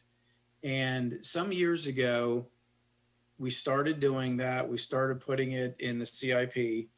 We didn't know 2 or 3 years ago if there would be a stormwater fee. We didn't necessarily say that the TIF is sustainable, keeping that level of service going, but we know we needed to do something. And so that was the something. Now, whether that's the right amount, whether we need to tone it back and do less, I think what it's doing is it's giving you a forward-looking approximation of investments to guarantee the resiliency and the capability of your stormwater system for many, many years to come. But we can, talk through each of those items. So, that's a case where currently that is funded to some extent in the TIF. The proposal is that it be in the stormwater fee. So it's there, but it's perhaps something that you want to spend some more time talking about. The impervious to pervious ratio, staff did spend some time looking into that. And, we can have some more discussion, with you in the future. I can't say that we have found anything definitive, and I haven't, everything seems to be very site specific. Even last week, I attended a green infrastructure seminar that talked about how they how much pervious area they had to impervious for their green infrastructure. But that was Villanova University, and again, there's not a published number, but we can have that discussion. And then the other items, I think we know that we need to refine, but it was kind of waiting to know if we wanted a credit policy and do we want a hardship policy. So, certainly those items need more work. Thank you, Dave. And so I'm hearing basically, I guess, I don't know, 4 or 5 topics that we want to talk about before the public hearing, if we set one. And I don't know if I want to try to recap these. Basically, like billing structure and model being one thing, credit policy and manual being another, the program and the assessment being another. Hardship policy. Hardship policy, thank you. And then I guess really, do you want to have a discussion on impervious to pervious ratio? That was the other thing Ms. Strickland mentioned. Yeah, I think that maybe along with that conversation about billing and model, that sort of makes sense to be maybe clumped in with that as one large topic. Right, that's a billing topic. I would put Yeah. that under that umbrella. Yeah. And so then we can have these conversations, make sure they're identified in an agenda clearly before the public hearing, and should have a good idea of what everything should look like working together by then. And just to close the loop on a question then that Ms. Strickland asked, which is just kind of a projection of actual costs of credits that may or may not be provided. If assuming, so just some rough calculations, but I think these are pretty accurate, or at least as accurate as we're gonna be able to get them based on the program model. You'd be talking about anywhere from 10 to 40%, 40% assuming that everybody capitalizes on the maximum, and it is set at 40%. So under the approximate revenue generation model of about $1.5 million per program year, you're looking at anywhere of $150,000 to $600,000. Somewhere in that range would be what the township would be expected to supplement through lost revenue from the credit program. Thanks, Dave. And we probably could talk about that a wee bit more eventually. Also, there's I guess some statistics that say that credit policies aren't always that well used. So kind of taking our best guesstimate at we want a policy that people want to use because the end goal is to reduce stormwater runoff problems. But, being realistic about how much is actually going to be done is maybe if we can find any kind of statistics on that to help guide our decision. Work on refining it. Our consultants put that number somewhere between 10 and 15% on average. Okay, so So while like you said, very much on the lower side of that range. Of course, there'll be some variation within, that distribution in terms of, whether you're presumably the property owners that have some pretty engineered and well thought Yes. out infrastructure to maintain and manage their stormwater will want to take advantage of the credits that are available to them. So you may see a higher portion of that or percentage of that capitalized on by some of those properties, but generally it's on sense. a That makes sense. Okay, I guess before we go to public comment,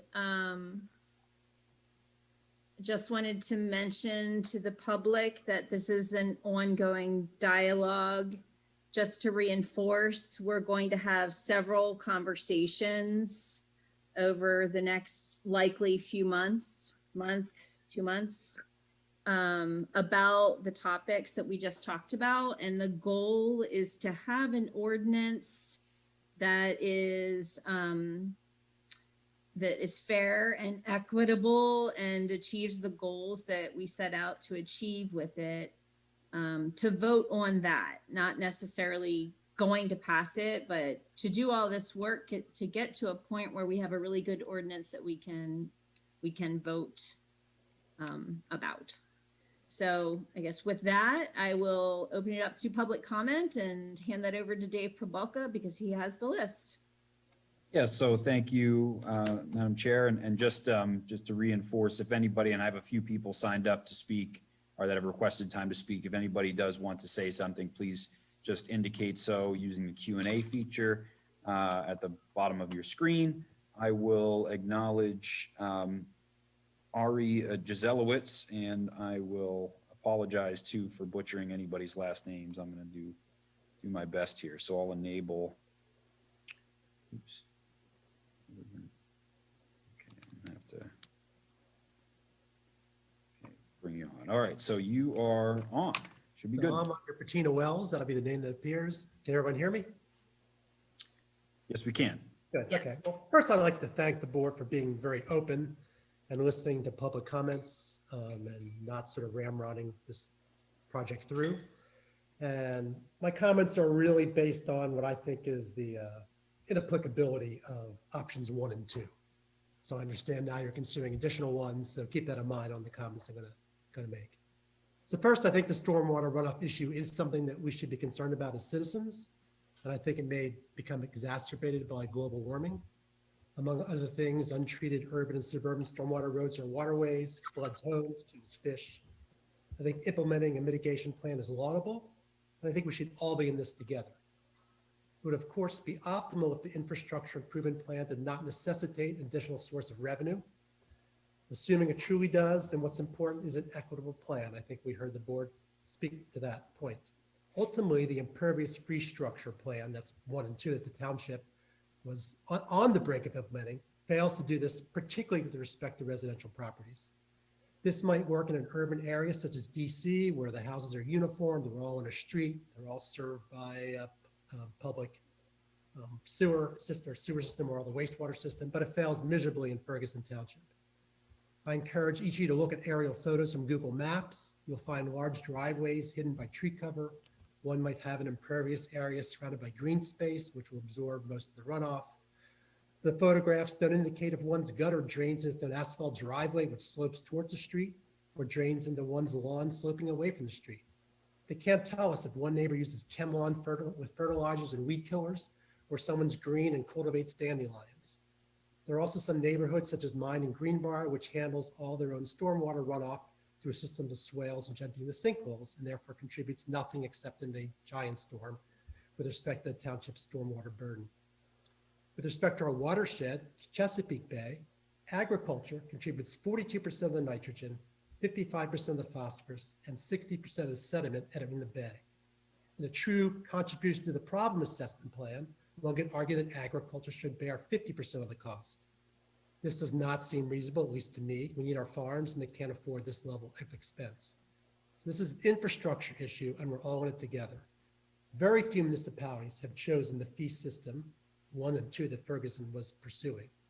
The National Resources Defense Council recommends an impervious fee structure where all single-family residential units are charged a single rate, with the impervious calculations reserved for non-single-family residences and commercial properties. This makes a lot of sense, as it's easy to calculate the area of a parking lot and roof for a big box store, and their discharge is likely to make it to the public stormwater system. For the reasons cited above, I don't think options 1 and 2 will be an accurate measure of the contribution to the problem, given the diversity of single-family homes and neighborhoods in our township, with differing property configurations and differing stormwater runoff schemes. If the township attempts to implement the impervious fee structure as it stands, 1 and 2 again, I believe this will end up resulting in the creation of many appeals and potentially even lawsuits. By attempting to base the fee on one's contribution to the problem, any home site or development which contributes less than their assessment will have a good case for an appeal or suit. That will be an added expense to both the homeowner appealing and the township defending. Let us rethink opting for a plan which is inherently flawed, selectively unfair, and potentially very expensive to implement.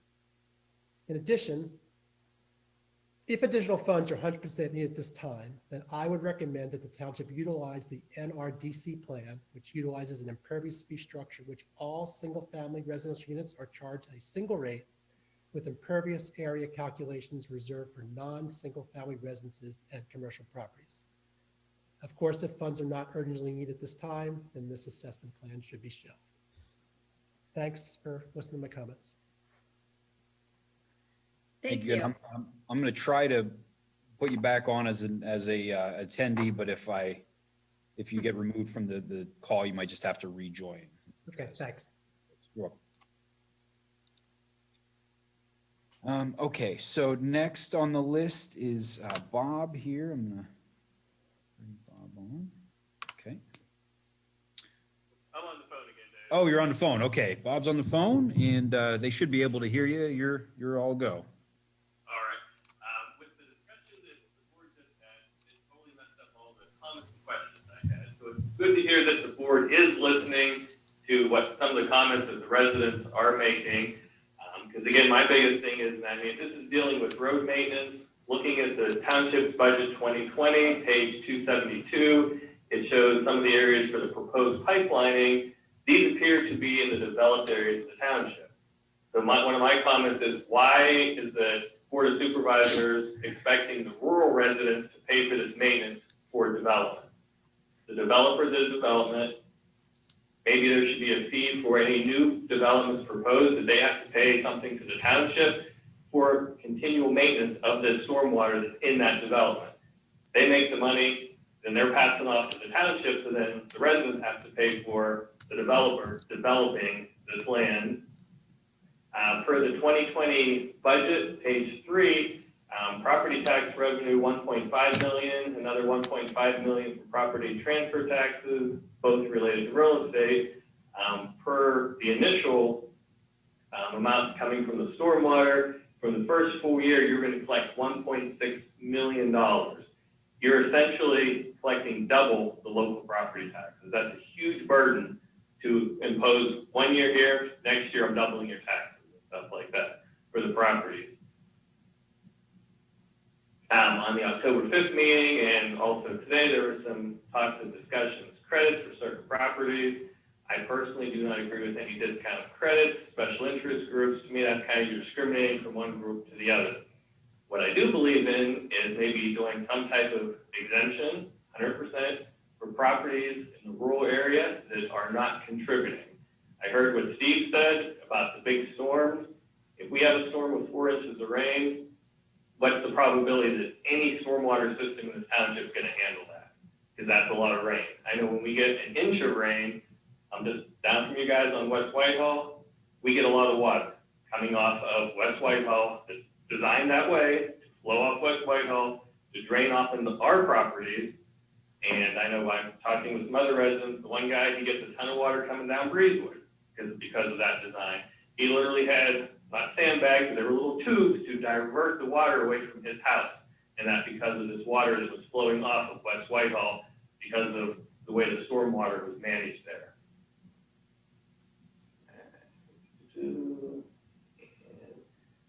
For now, those are most of my comments, and thank you guys for reconsidering potentially the fee and stuff like that. Even with the ERU unit, as an example, my house, you're still basically almost doubling my local property tax.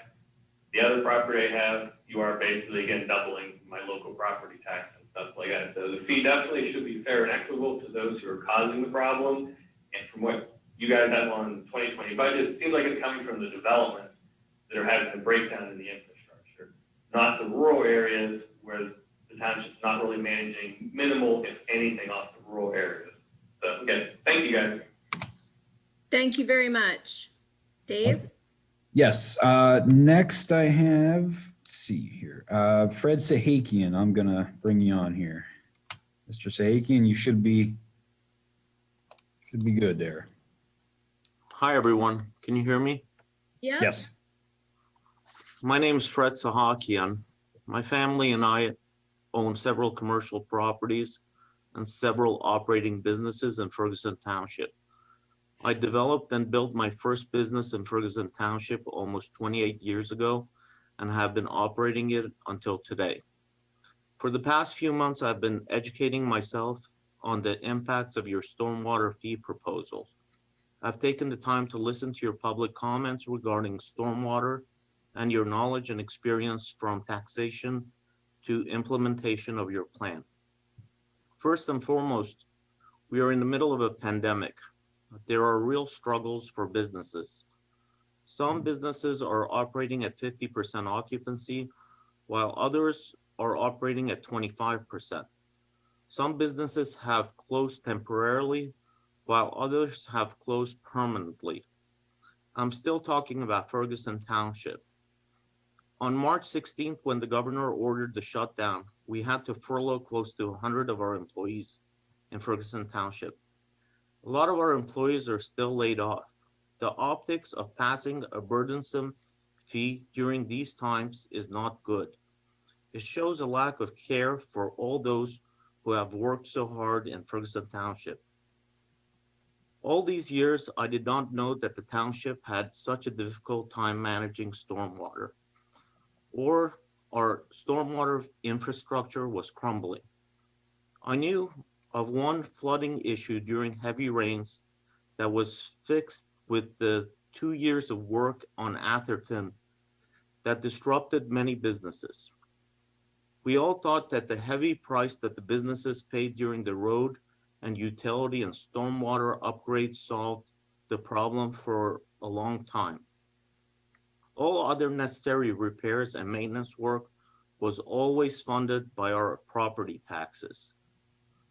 When you impose a burdensome fee on properties, whether it be a farm or a home or a commercial property, not only are you devaluing these properties, but for businesses, you are making them less competitive compared to businesses in other municipalities that don't have these fees.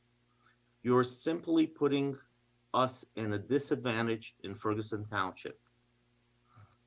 Let's face it, this is such an unpopular fee for businesses, farmers, and homeowners that you're already thinking some people shouldn't have to pay anything and others should pay more than your proposed spreadsheets. In my search, I discovered many municipalities that have enacted this burden on property owners have not been able to control the costs and had to raise their fees. Some municipalities are in the process of repealing this fee already, and there are litigations still pending. I'm asking you today not to pass this stormwater fee.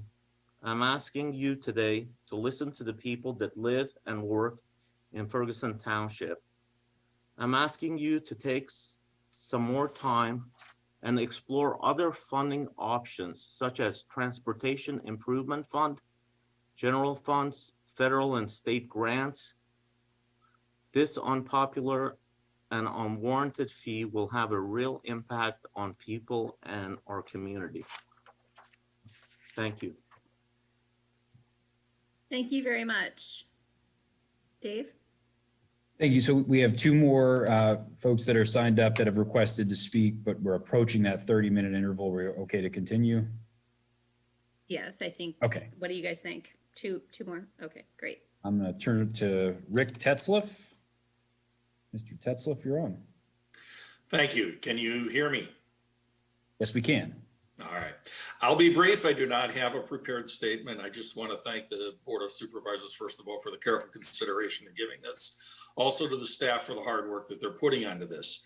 Doesn't mean I agree with it, but I still don't feel that I have enough information to really sway my opinion that currently I am against it.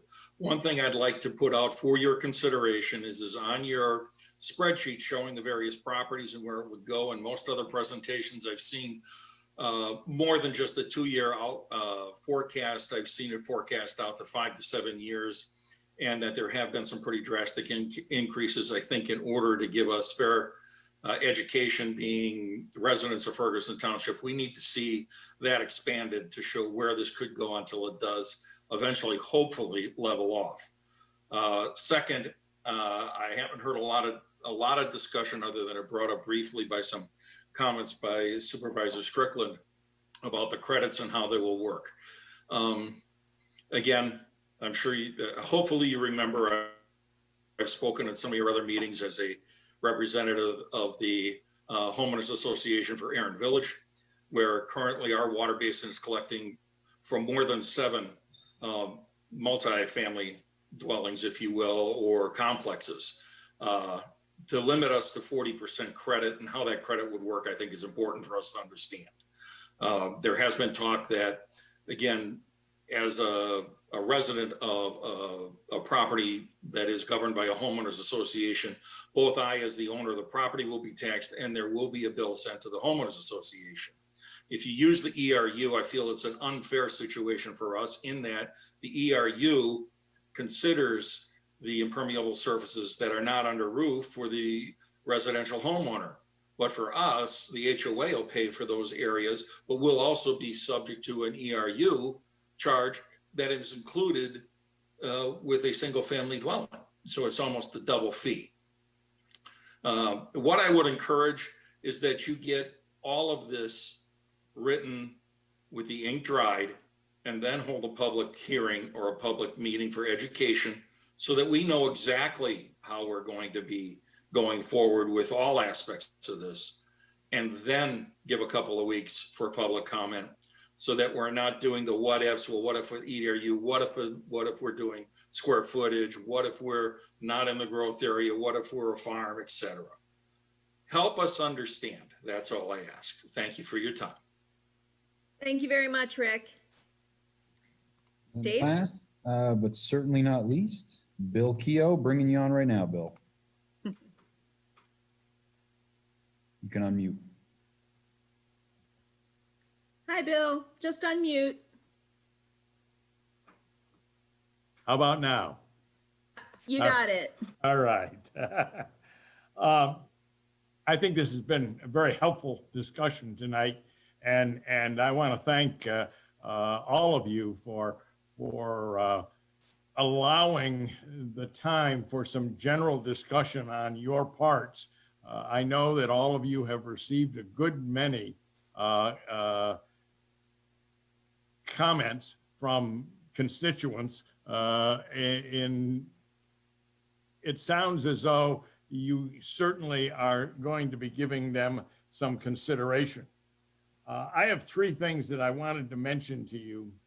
One of the themes that I continually hear from those who have been discussing this with me, and that's mostly in the farm community, is that they feel, Steve in particular, based on your earlier comment, that the township really needs to know what the condition of the system is first, recognizing that that is a costly possibility.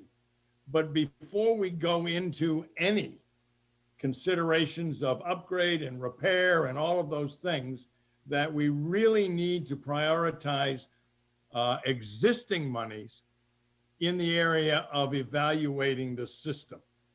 and then, and only then, look at a strategy for repairing and maintaining.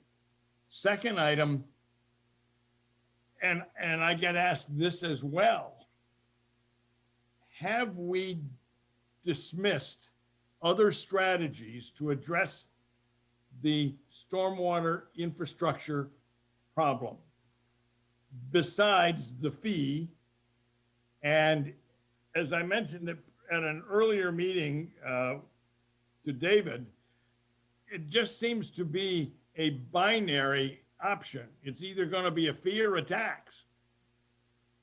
I haven't heard anybody talk about other strategies besides a fee or a tax that could be developed for this particular issue.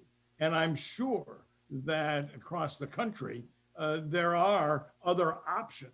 It's just that it doesn't appear as though anything else has been addressed, at least in a public environment. And third, once we know what the problem and the extent of the issues are with regard to our infrastructure, then and only then can we talk about how many dollars do we need, where can we get those dollars, and when will we need those dollars based on the condition of the system. I hope that you all will give some of the ideas that Ms. Strickland has put forward, because they seem to be the kinds of things that I'm hearing, certainly out in the western end of Ferguson Township, when it comes to handling and dealing with this stormwater issue as it has been presented. Thank you all very much. Thank you very much, Bill. Thank you. May I just, Mr. Denny, make one comment to address what I think is a misconception that I've noted that's kind of permeated throughout the community here. And that's that, and Dave and Ron can correct me if I'm off base here, but I don't think that I am. And that's that we don't have an understanding of the condition of our stormwater conveyance system. That is really not accurate. We have a pretty solid understanding of the condition of what our underground pipes are. While we don't have a total picture by virtue of us not having had an opportunity to camera all of our pipes, and so this is primarily what we're talking about when we're referring to the infrastructure that we don't yet know entirely what the condition of is in. And that's because it's underground and we can't get eyes on it. So we have to have specialized equipment come in and camera it and CCTV trucks and things like that give us the assessment. But we do know the condition of some of our pipes because we do some of that. And as we camera our pipes, the condition, particularly of the corrugated metal pipes that we have that are of a certain age, is rapidly deteriorating. And we can show several illustrations of pipes that we've cameraed over the last couple of years that I think really exemplify that. So much like you would take any, conclude from any reasonable study, you take a sample of your population and you're able to draw reasonable and methodical conclusions based on that sample that you've assessed. So while we don't have specific analyses completed on every square inch of corrugated metal pipe or underground stormwater conveyance system that we have operating in the township, we do have a fairly comprehensive inventory of when those pipes were installed, and we know what similar pipes, the conditions that they are in over the decades and how they've deteriorated. So I think we have a pretty strong sense, and that's reflected also in the history of the pipe relining projects that we've conducted over the last number of years. That roughly $500,000 figure is somewhat of a shot in the dark, meaning some years we're less than that, some years we could do more, but we're limited by what we have in the budget. But it's a very educated guess based on how much pipelining we think we're going to have to do for the upcoming year. So it's not entirely true, or it's frankly not accurate to say that the township doesn't understand the condition of its stormwater conveyance infrastructure. It's quite the contrary. While we don't have every square inch mapped, we do have a very good picture and understanding of where those investment needs are. So I just want to clarify that it's not necessarily to take away from the comments that either Bill or anybody else has made, but it's just to make, you know, a fine point, but a relevant point, I think, to clarify maybe some of the confusion that's circulating out there. Dave, I don't know, is that fair? Or? Dave, I think you said it well. Okay. I think your point's well taken, Dave. I think what Bill probably was referring to, what I was referring to is the assessment laid out in the program plan and then the master plan that's developed from that. But your point's well taken that these conditions aren't unknown. Thank you. Thanks. I think, Dave, that I think it was Lisa and I that were talking about this, and I had mentioned like the water authority also has pipes and infrastructure, and I think they have everything cameraed now and they're into their program. But I've also heard them talking about things like the life of certain kinds of pipes and making projections based on that. And I was saying there must be some things we know and then some things we don't know. So I guess when we have this on an agenda in the future, we can kind of pull that apart a little bit, look at what we do know, maybe recap what you've said, look at the idea of the assessment in the program, and then what are our expectations of what we learned from there and the information it would give us. So maybe we just want to unpack that a little bit in that agenda item, just to kind of really slow it down and pull it apart for folks, and everybody can follow along in the dialogue. So that brings us back. I'd like to ask for a motion to set a public hearing. We have plenty of things to discuss, but would anybody like to take a stab at a reasonable date? Steve? Well, I'm thinking that we have a number of things we brought up tonight to discuss.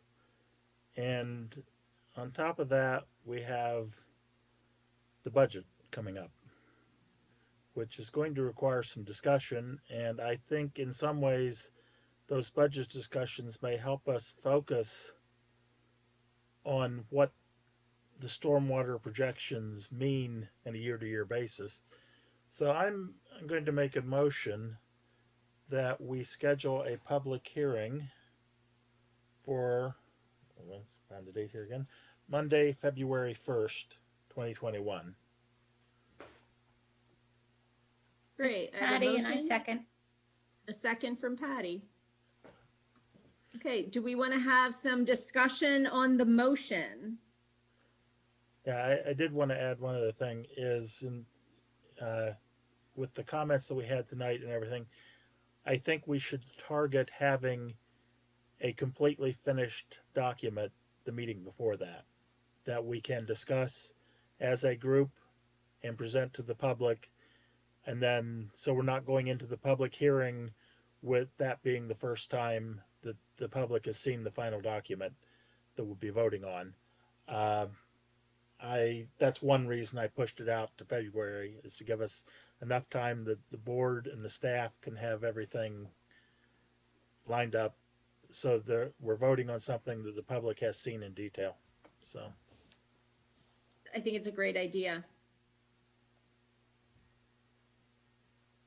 I think that is a good suggestion. I think I already mentioned that it's difficult to get these agendas sometimes on a late Friday afternoon and try to get everything read, you know, especially for the public when this isn't their primary concern. So to expect them to jump in on a Monday.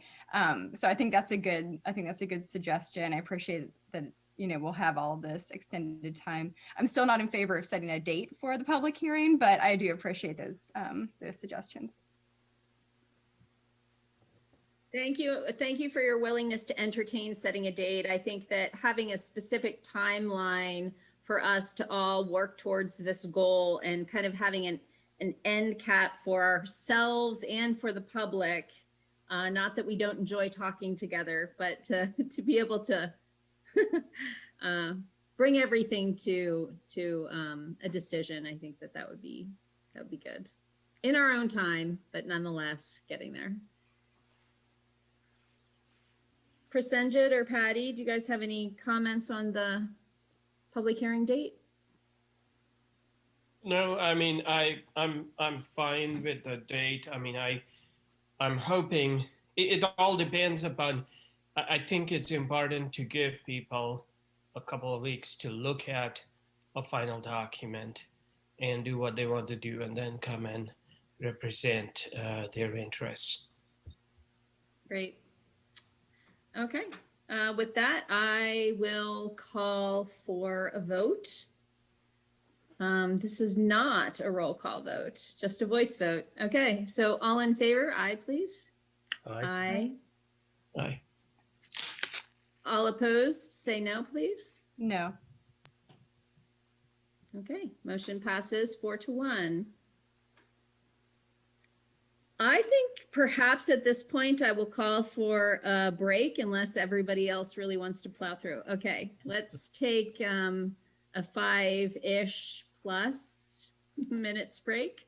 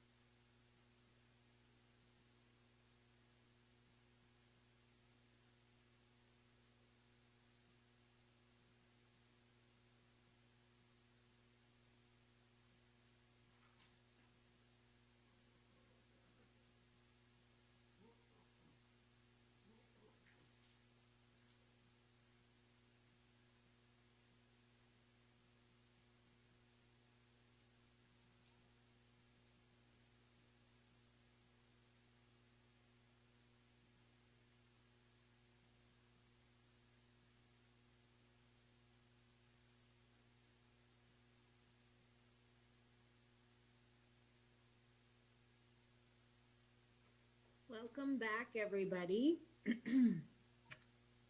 Present, oh, there you are. Okay, Yeah. thought I saw you there. Walking around here. Good idea. So we have made it to item number 4 under unfinished business, a continued discussion on the draft workforce housing ordinance amendment. Dave, or Jenna, or both. I'll ask Jenna to introduce that. Okay. All right, at the October 7th board meeting, draft workforce housing ordinance was discussed and staff was directed to update the ordinance based on that meeting. Included with the agenda is the updated draft workforce housing ordinance, and the following has been updated to reflect that meeting. I'm gonna mix up these bullet points because the first and third one kind of go together. So the second one is that units must be occupied by the income qualified individual and or family, and it must be a principal place of residence. And then I believe the discussion from the 7th, we were talking about the mechanism for a developer to get out of the workforce housing requirements for the rental units. It wasn't really specified in there. And I believe it was Dave that mentioned the, eventually we got to the conclusion that built for sale workforce dwelling units are the only eligible for the bonus market rate units, which then kind of backed me into this.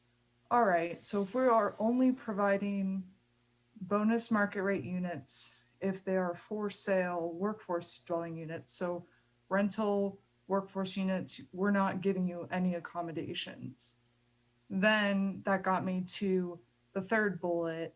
After a year of actively advertising that workforce rental unit, if the developer could not rent it, they would be able just to get out of the program, no fee in lieu required, because we didn't give them any accommodations for that unit. So we also researched a few other things. I'm our representative for the Center County Housing and Land Trust Board. So we were discussing other questions that came up from that meeting. So income qualified individuals may or may not be claimed as a dependent. So regionally, affordable housing programs are for primary residents and typically consider the incomes of all occupants that are within that unit. But again, this is a different program than any other type of housing program in the county. So if the board, it's really up to the board if you would want to, I believe it was for students we were talking about, are we only accepting the income of the student? Are we including parents in that, et cetera, et cetera. So it's really up to the board on that discussion. We had asked for the board to submit questions to staff so we could get that to Missy. There were a lot of administration questions, and I know Missy is present tonight to answer any of those questions related to that. And yeah, that's pretty much it. And we're happy to answer any questions, whether it's ordinance or administration of the program. Thanks, Jenna, and thanks, Missy, for coming tonight and being present to answer any questions. Absolutely.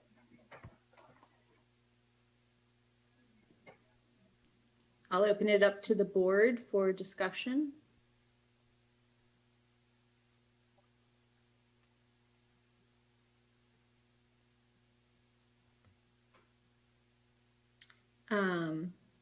Lisa?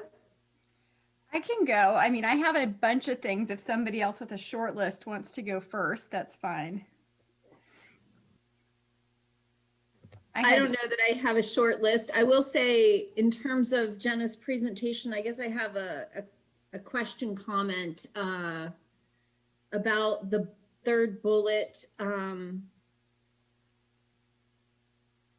think that we're talking about a workforce housing ordinance that requires workforce housing. And I don't think that we have to give the developer anything necessarily to to implement that. And I think the accommodations that we're giving are I understand why we're giving them. But in terms of not having any at all penalty, payment of fee in lieu for rental housing units that are taken out of the stock that we think is existing. I don't think I agree with that right now at this point. That could change the conversation. And that's, I guess, that was my only thought. So Lisa, if you want to start your list, it's fine with me. Start my list. Well, that was one thing, was I agree with you on that point. I think, that's just a cost of building in one of these zone districts that requires the workforce housing, and any developer knows that coming into it. So it's not an unknown. And if you're then getting out of it because the program didn't work there, there is an escape, and that's the fee that you pay. So I think that's fine. I had said earlier, I would be fine with eliminating all of the accommodations. So I think, it was called, what was the other credits or bonus or something like that before? Incentives, and that, because that was from the TSD, it was supposed to be an incentive. And so to build these units, it shouldn't be needed where the units are required. So I think reusing some of this language in this new way that we're trying to adapt the ordinance has caused some real problems. So, and that's one of them. Initially it was, the TSD, the workforce housing wasn't required there. It was incentivized. And so you had these incentives. And so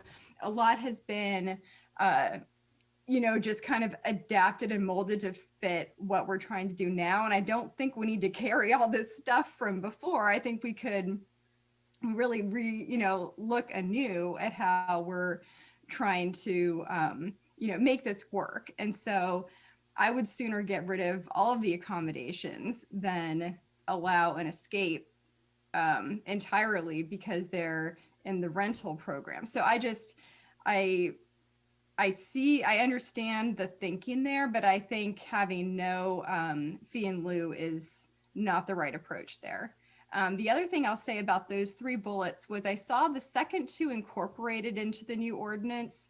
I didn't see the first one incorporated, and maybe it's somewhere. So I wanted to find out about that. Yeah, I think it was 6BI1. And that would be page 5 of the draft that was included in the agenda. All right, Jenna, do you want to share it? Can you bring it up? Yes.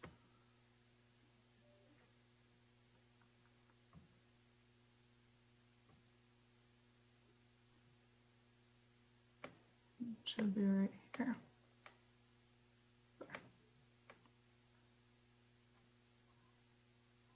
So really it didn't specify for sale workforce housing units. It just said for any workforce unit built or provided by the developer, they would be entitled to an additional market rate unit. So this just specified I included for sale in this. Thank you. Okay, I see it. Okay.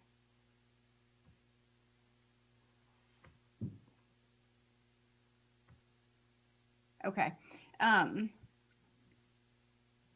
Thank you so much. I was looking for that and I could not see that language in there. And okay, let me find my list here. Sorry, it's a little complicated flipping through these screens. I was trying to find, I had sent an email with a number of questions. Okay, so I didn't see any limit on the number of bonus units. Are we going to limit that in some way? And I believe we discussed that early on. I think it was the September 1st meeting. this idea of the bonus units.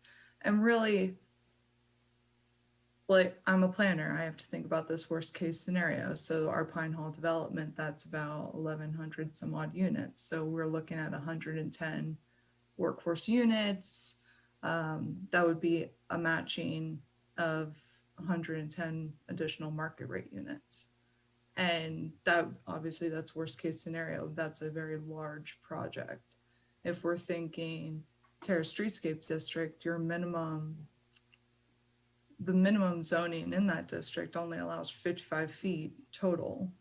So to me, it seemed we were talking about limiting out of fear of density and height and etc. But like, I think your question got into that, like the ratio of bonus market rate units couldn't be so much of a percentage of the original units that were required by the development. But a developer wouldn't be able to come in and say, I want to build a 100 unit building that's 75 feet tall and it's going to have these workforce units in it, and I'm going to get an additional so many stories of my bonus units. They can't go beyond the base zoning, which is 55 feet. And that's where I didn't think that limiting the matching market rate units is a concern, especially when we take out, you're not getting bonus market rate units for rental units. Okay, so there's no maximum for the number of workforce units somebody could build. Just the base requirement of 10%. So I just want to, like you, I just want to play out the worst case scenario. So I just want to make sure we've tried. I's dotted, T's crossed. Okay, Yeah. so if somebody built, above their required amount of workforce housing and got all of those bonus units, and this would all be for sale. Mm-hmm. One concern is that those aren't required to have parking. So if it was a multi-family building, parking wouldn't be required for the workforce units. So are we comfortable then with no limits on any of that?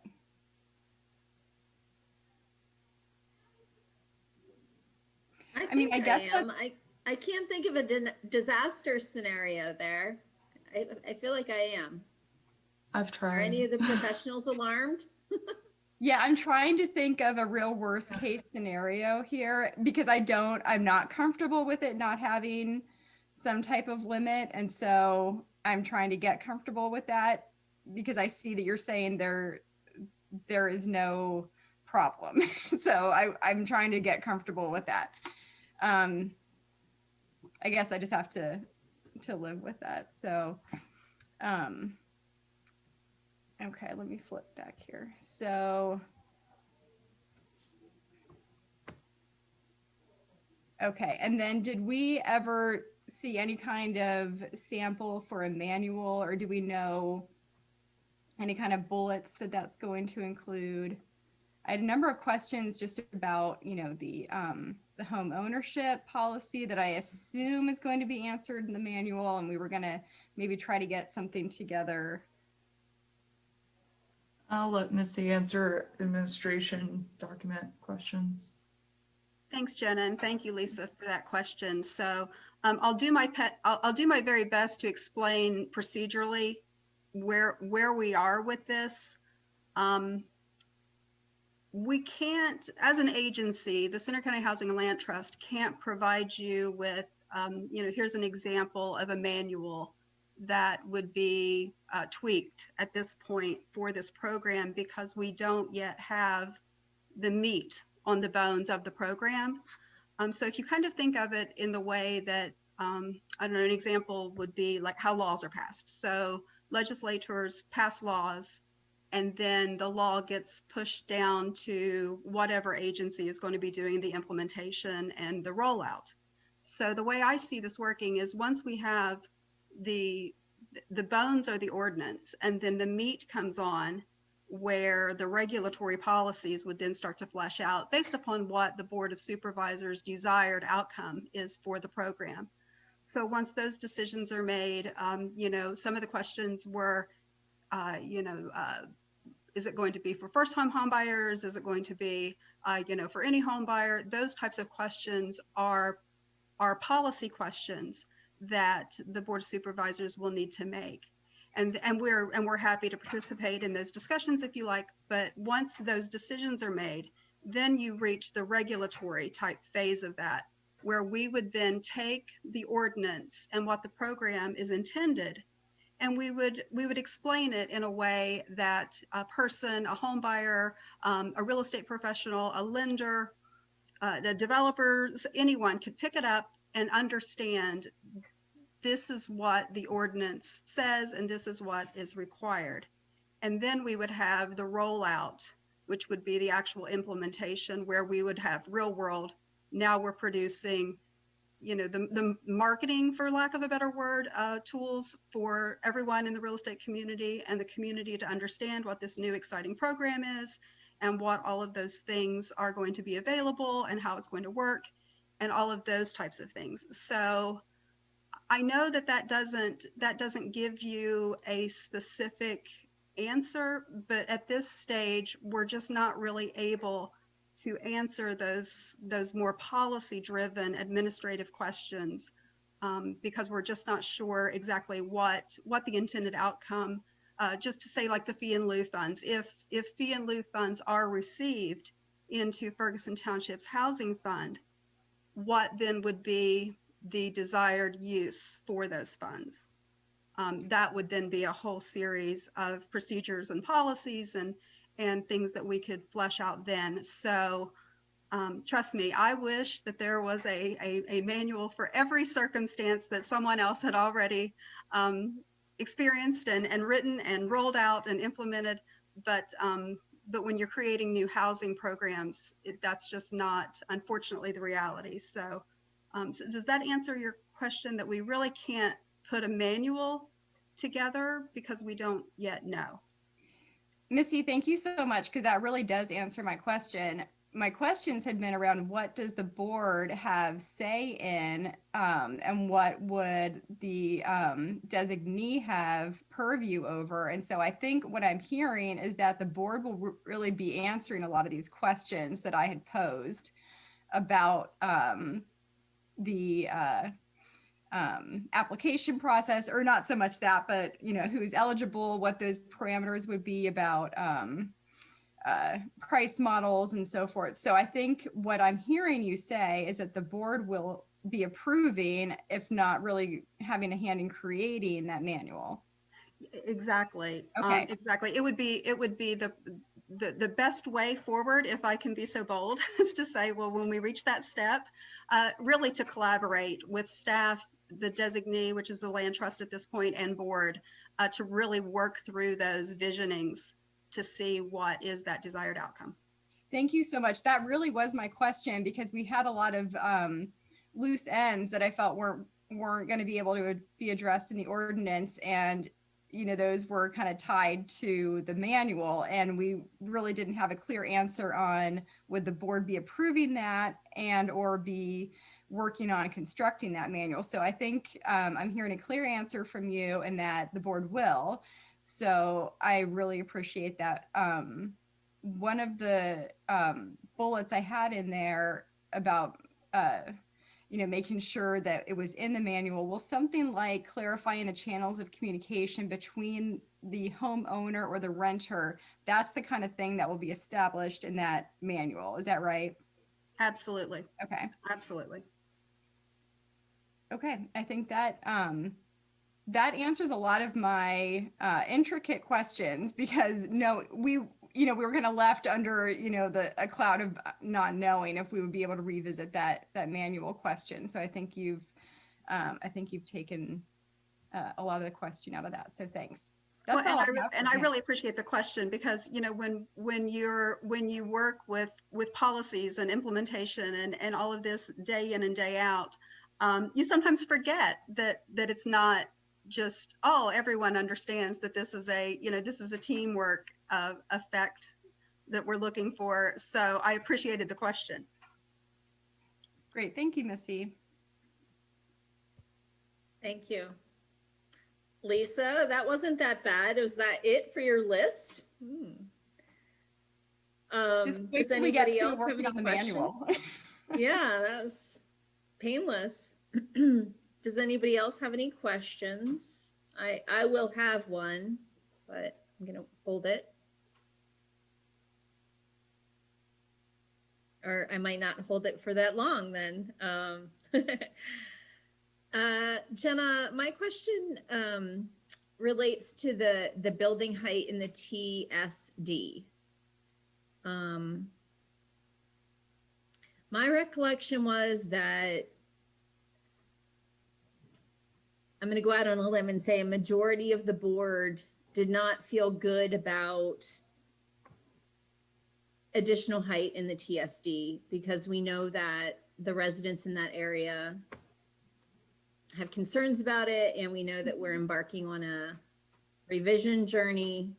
And then we had some dialogue about it. I can't remember where we landed in terms of making a change. We couldn't make a change because it's already pre-existing.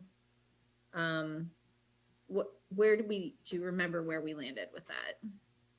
So the amendment to the Terrace Streetscape District solely for the accommodation of bonus market rate units.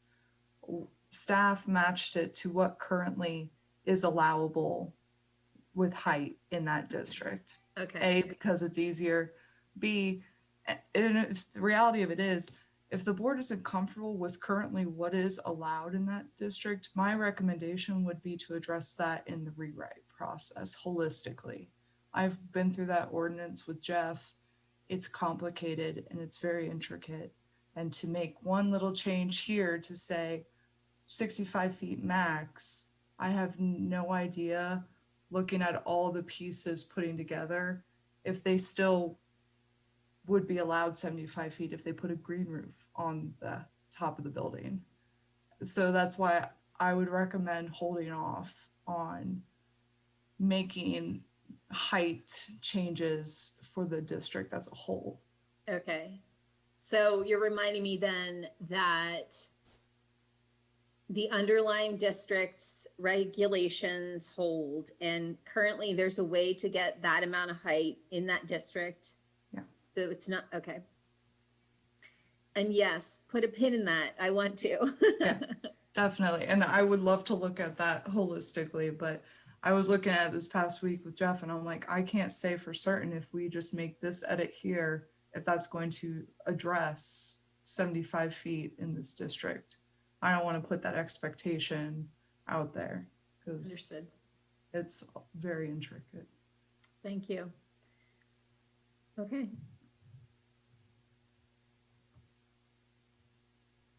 Do we have anything else to discuss tonight in regard to the draft of this ordinance?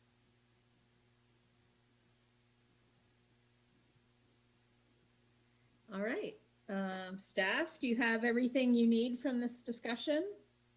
I just need a final, if I could get a motion on that last bullet point, if we don't want to have the developer pay a fee in lieu for rental workforce units and we want to have the applicant pay us something, what is it? Are we going to match it to the for sale units? Well, you already, thank you. You already indicated that the rental units do not come with the accommodation of the extra units. And with the extra units, it's 60% of return or buyout, I guess we'll call it. Well, okay. What does the board think?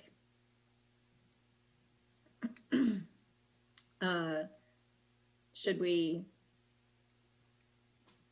have a fee in lieu buyout requirement for rental units of 60% like we do for the for sale units?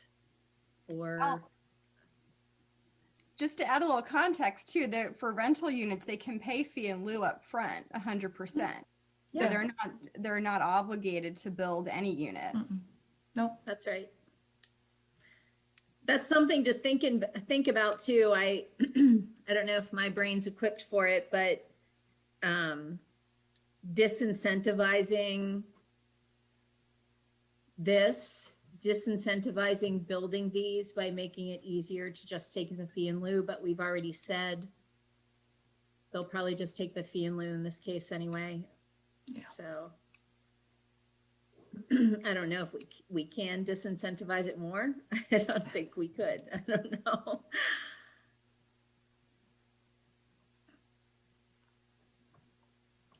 However, if the applicant were to do the fee in lieu up front, they would be paying the fee in lieu for the rental workforce units. And if they opted to build and hold a year and it didn't work out, I mean, they would be losing money during that year that they couldn't rent those workforce units. Mhm. But if we were to say 60% or no fee like I have here, they may opt to build them. But then that's a big policy question. Do we care? Because during that year, if we get so many income eligible applicants in those rental units, I would think that's a win. So to incentivize the chance that they would build it and the chance they would become occupied, we would decrease the amount of fee in lieu required to buy out. So to like, I don't know, to really incentivize it 20% and then to kind of realize that they probably won't incentivize it 40 or just 60 for simplicity's sake. I am very much in favor of the rentals being allowed to pay the 100% fee in lieu, because as we've discussed, there's numerous problems with these multifamily buildings. So I would think keeping it higher, the fee in lieu would encourage the buyout fee in lieu, however we want to call it, the escape clause fee in lieu. Keeping that higher, it makes more sense to encourage them to pay the fee in lieu initially, and that can be used however we determine to use the fee in lieu. So because I think that would maybe benefit folks a little bit more, that's how I'm leaning, that's how I'm thinking about this. So that's kind of how I came to that. So I would say leave it at whatever we have for the for sale, if that's 60.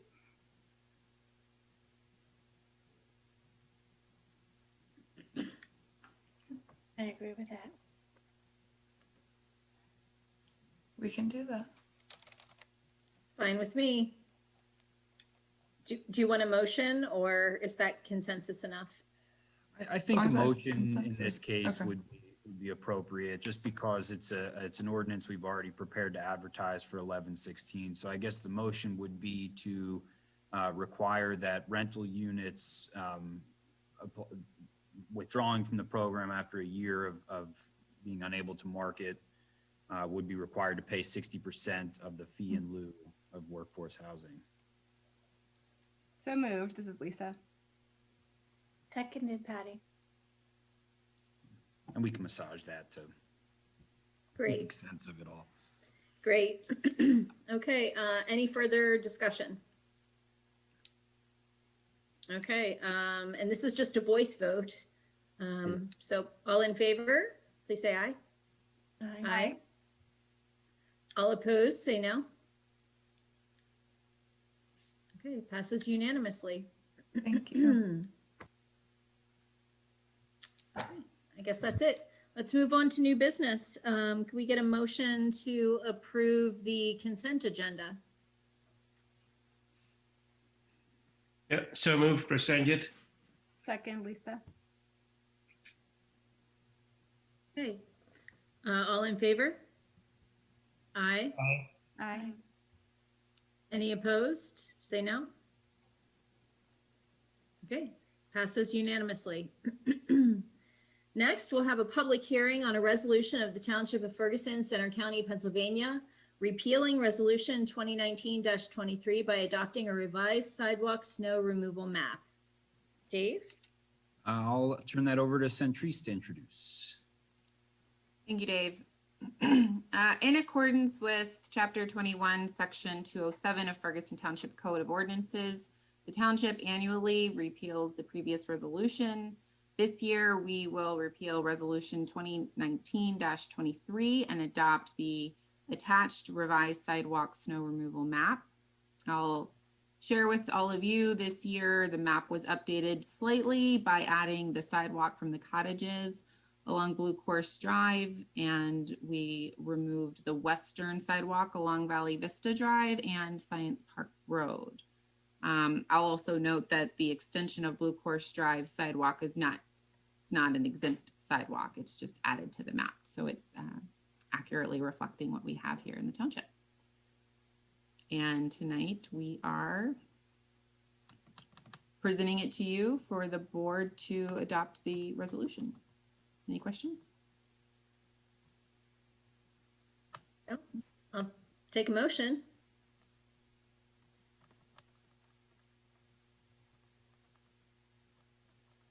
I'll move that the Board of Supervisors adopt the resolution repealing Resolution 2019-23 by adopting a revised sidewalk snow removal map. Prosenjit, second. Great, thanks. I have a motion and a second. Do we have any more discussion? Okay, call for a vote. Oh, I'm sorry, this is a roll call. Dave? Yes, this is a roll call. It's presented as resolution number 2020-31. Mr. Mitra, Yes. Ms. Stevens, Yes. Ms. Strickland, Yes. Ms. Denini, Yes. and Mr. Miller, I believe, jumped off the call. Yes. So That's it's correct. just the four. That's correct.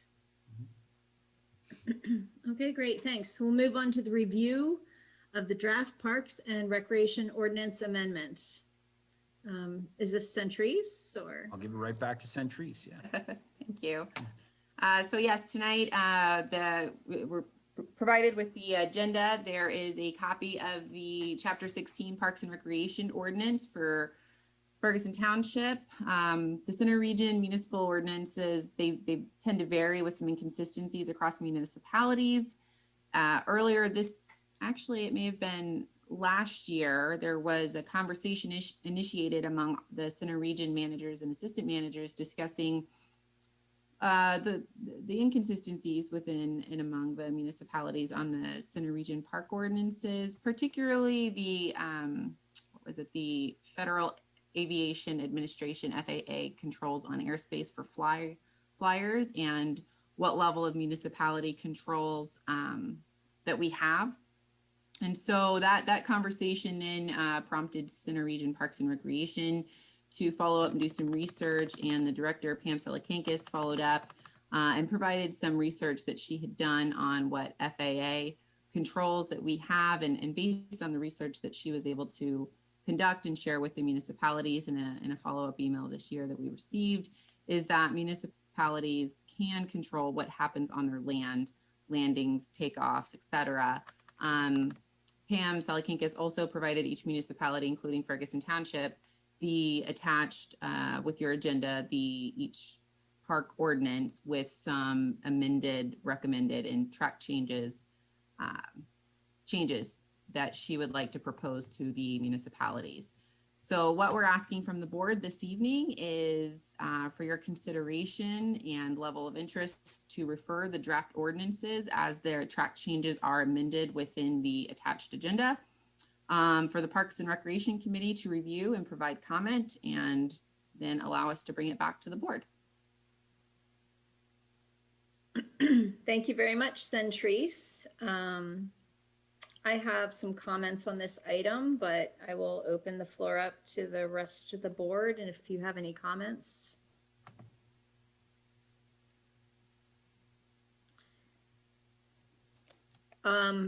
I guess I'll start by saying I have no opposition to the changes that are like about the drones, things like operations of the parks kind of rules. They're fine. But in, I guess to take a step back, one of the items that came up in the Center Region Park and Rec comprehensive plan that was done was a need for the authority to look at some of their incorporating documents. You'll see in the documents that are included that Half Moon is one of the founding municipalities of the authority. And so that's a larger discussion. The authority revising their own documents to not include Half Moon and to take on the discussion of whether the school district is actually a voting member. Right now they have a seat there, but as you can see from the incorporating municipalities, they're not incorporated. They did not incorporate the authority. So what's my point? My point is there's some deeper work that needs to be done in these documents, and it includes one of the revisions that they've asserted, put forth, which is, sorry, I don't have it in front of me right now. It's the, it's in the setting of the fees. In that area, it's underneath the thing that's called the Center Region Park, not agency, department. And that refers to the Center Region Park agency. And then I believe what the revision is that they have the fee setting then done by the authority. And I think that that is an actual change. And it would be a change that would bring the authority to set fees from the COG into the park authority. And so that would be a significant change. That would be a policy change that would warrant more discussion. The thing is, it's so confusing talking about Center Region Park, that even the committee that did the study kept flowing in between one and the other and the other. So I would assume it's intentional that they mean to make that change, but I would not be 100% certain that it is. So what I would want to do for that particular change is make a note and send it back as opposed to sending it forward to our Parks Committee. The rest of it, I think is great to send to the Parks Committee. So that's my thought on that, of how to get some clarification there. Okay, thank you, Laura. I took notes and I think I have identified your comments here, and I am looking at the amendment that was made by CRPR here. I have it in front of me. It's provision D to fix charges. The Center Region Parks and Recreation Authority sets its fees and policies each year. Is that the amendment you're referring to? Yes. Right. Yes. So I'm happy to do that. I'm happy to take that and if I'm hearing you correctly, request for some clarification. Yes. Forward Yes. that onto the Parks Committee. Once they've provided that clarification, Laura, would you like us to include that clarification and whatever amendment changes they might make and include that to be forwarded to the Parks Committee for review and comment as well? I think I actually want the answer coming back through this board. Okay. Can we do it that way? And can our motion be just to send the remaining changes onto the Parks Committee? Okay, it's noted. We'll do. I mean, I think what we could do, because this is the township's ordinance, so we could refer the language excluding that specific proposed revision to the Parks and Rec Committee, get some additional clarification on that specific item and what the intention is, and then report that back to the board. Great. And then really from there, you can decide whether you want to, incorporate that provision in what the Parks Committee is reviewing, just incorporate it entirely, or exclude it entirely. So I think you can, kind of move the motion if you want to as recommended, and then we will just note to take out that provision in the draft that goes in front of the Parks Committee. Okay, great. With that, I'll ask for a motion. Unless there's other dialogue, I'm sorry. Okay, I'll ask for a motion.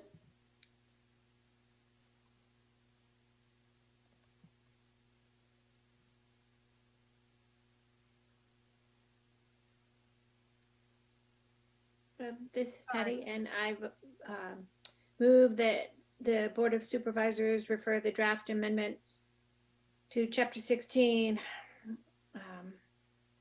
Parks and Recreation, to the Parks and Recreation Committee for review and comment. Lisa, I'll second. Okay, great. Any further discussion? Okay, I'll call for a voice vote then. All in favor? Aye. Aye. Great. Any opposed, say no. Okay, passes unanimously. Great. Thank you. Okay, moving on, we have the authorization to submit a liquid fuels grant application for the construction of a traffic signal at the intersection of Science Park Road and Sandy Drive. Thank you. I'll ask Dave to do this one. All right, thank you. So as we do every year, we do respond to the Center County Board of Commissioners request and their acceptance of applications for funding through the County Liquid Fuels Program. So this would be for the 2021 program. Application deadline is within the week. The township CIP currently includes construction of a traffic signal at the northernmost intersection of Science Park Road and Sandy Drive in the amount of $525,000. Staff suggests applying for a $50,000 grant through the liquid fuel program, and provided with your agendas a copy of that draft application. And the recommended motion is that the Board of Supervisors authorize staff to submit a liquid fuels grant application for the construction of a traffic signal at the intersection of Science Park Road and Sandy Drive. Okay, thank you, Dave. I'll take a motion first.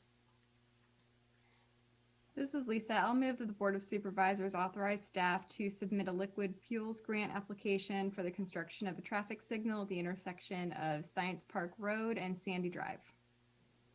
Sanjit, second. Thank you. Any discussion? Okay, I'll call for a vote. All in favor? Aye. Aye. Any opposed, please say no. Okay, motion passes unanimously. Thank you. Thank you. And we are moving on to staff and committee reports, beginning with the COG committee reports. Lisa, you're up first with Joint TLU Committee and CRPC. Thank you. I reported on this meeting at our last meeting, but I'm not sure the agenda was attached last time. I can't remember. So here it is for your, if you were missing that during my report. Great. Great. Thank you. All right, moving quickly on then. Patty, you're up with the Ad Hoc Facilities Committee, please. Let's see, some of the stuff that we've already discussed about Millbrook Marsh. A company was chosen for the study. Code renovations, they're getting close to the end there, wrapping up windows and things like that. They repaired one of the HVAC units in the general forum room as opposed to replacing it for cost saving purposes. They completed this study on the Patton Township, or the review of the Patton Township Fire Department. Things are in pretty good shape there. They're working with Patton Township for some minor things like curbing repair, etc. The next one to be studied will be the Park Forest Pool. The library is looking into their HVAC systems for air quality and things like that. And let's see. Other than that, mostly things we've discussed about the comments for Whitehall Road Regional Park. And we did make a motion that discussing COG building ownership, and we moved that the COG director reach out to township managers to discuss the COG ownership building, the ownership of the COG building. And that's it. Thanks, Patty. Like a big nerd, I watched that meeting. Yeah, that was an interesting discussion about the ownership of the COG building. I guess there's some question of what it says in the paperwork and et cetera, et cetera. Yeah. One point of interest I thought is there was like some brief mentions of the maintenance facility and the parks maintenance facility. Oh, yeah, And- sorry, I forgot about that one. Oh gosh, no, don't, I'm upset, you know, it's my thing. So, one of the points that I couldn't help but notice was one or two people mentioned several times how there would be not only the large main centralized maintenance facility is necessary or something akin to that, but other satellite maintenance facilities as well. And I was floored by that. And I think that, we need to have more understanding about what that means about what we're building in COG in terms of that infrastructure. So, and it was interesting to me that the maintenance facility would be owned by the Park Authority and not by COG, even though it came up in the COG Facilities Committee. So intriguing stuff. Great. The other thing I forgot to mention too is that we did talk about the facilities coordinator position has been advertised. Sorry, I think I skipped a page on my notes. And that was where those two things were. So yes, hopefully that will get some clarification. You know, that position will help with that sort of thing. Yes, I had forgotten all about that, and you're right. That is really important. I think that's going to be a super important position in the COG structure. Okay, so moving on, I believe public safety is next, and that was my committee meeting. You all are going to get to hear the main part of our meeting because at the COG General Forum, we will have the presentation of the report of the study of the Regional Fire Protection Program. So everybody can see that and hear that. I would say the report was very well done. I'm really pleased with the consultant. I think it was really well organized. They answered our questions directly. I'm very happy with the study. So you'll get to see it. And then the other agenda item we just talked about, issue came out of the, let's see, large sporting event, wrestling that happened in College Township, like regulation of that and how do we as a region do that and what the relationship was between the special event permit and the ability to regulate something like that. And so we just thought we'd have a discussion at the regional level to see if we wanted to maybe pursue some kind of a unified regional permit for that kind of thing. And we all decided that we all have special event permits and they're all completely different for different reasons. And they seem to suit the municipality of origin and perhaps not others, but that we could maybe take away some some lessons learned from various municipalities and apply them to our own context if we wanted. And that was the extent of our conversation about that. It probably won't come up again at the regional level. Any questions? Okay. Moving on to other committee reports. We did not have the Spring Creek Watershed Commission. Did we present it? No. Okay, staff reports. Dave, you're up with the manager's report. Thank you. Just a handful of items to cover briefly. Parks and Recreation Committee met just last Thursday on October 5th. Talked about the replacement of some play equipment at Fairbrook Park. Chairman Norris Muth provided an update on the iNaturalist initiative. I was not able to attend that meeting. Centrise attended and facilitated that meeting. Pine Grove Mills Small Area Plan Advisory Board meets this coming Thursday. The biggest item on that agenda is to begin to develop a strategy for the development of a Pine Grove Mills overlay district and talk about some other zoning and land use regulations relative to the implementation of the small area plan. Board members should have received a poll to schedule some work sessions or special meetings to review the 2021 draft budget. Preparations for that are well underway.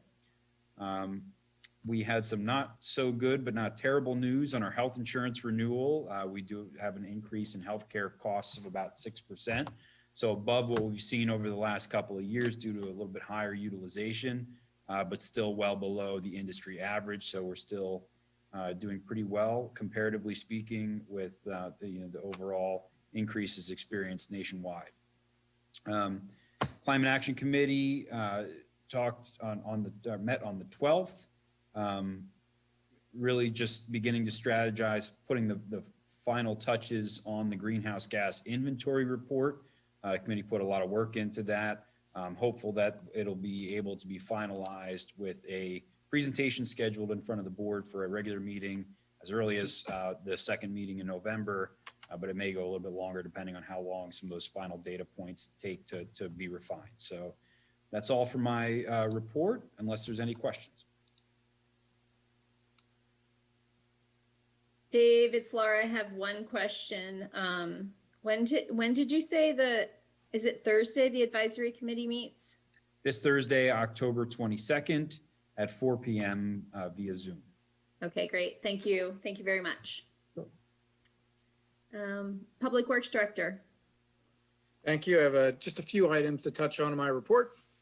This week we are collecting brush for our second monthly collection in October, and leaf collection is continuous now until winter operations start. Tree Commission met tonight, so I was on that meeting prior to this meeting. I left early, they continued. And tonight was a public hearing on tree removals and replacement trees, so that went well. NVEC was present and continued a dialogue on some questions they had about the draft tree preservation ordinance, as well as the plant list. And staff did a presentation on the tree canopy survey. So I expect, depending on how things went after I got off the meeting, that'll come in front of this board at your meeting on November 16th to see a presentation by the consultant on the township-wide first ever tree canopy survey. Is pretty interesting. Work continues on the new Public Works building. And see if there's anything else I needed to discuss. I think those were the highlights. Thank you, Dave. I'm Yes. very excited about that canopy presentation. I think you'll find it very interesting. Yay. Does anybody have any Does it not, questions? Steph? Oh, the suspense builds. Yes. Yeah, I got a preview. It was good. Oh, okay, good.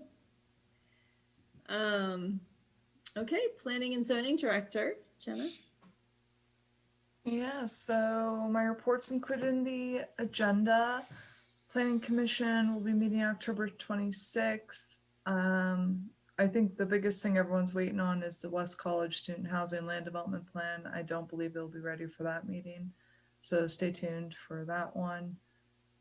We met with Bill Kehoe. We've been getting a lot of residents coming out. I've been getting emails about this West College student housing development, so we're trying to keep track of all the comments, make sure that they get to the applicant when the time arises for the review of that land development plan. I met with College Township's principal planner, Lindsay, to review industrial uses in College Township. She will be getting back to me. She didn't specify one. I would assume a couple weeks. So we'll see. Wasn't a complete outright no. So I even offered to take on their ducks as a use if they needed to get rid of them. So we'll see. And staff is just working on scanning land development plans, subdivision plans, and getting them into Laserfish. We try to do that every Friday just to stay on top of that. Yeah. And then zoning hearing board, I think it was right before I left, that is now going to be taken off the table. I think they've figured out another way to make this work. So they will not be meeting. Great, thank you.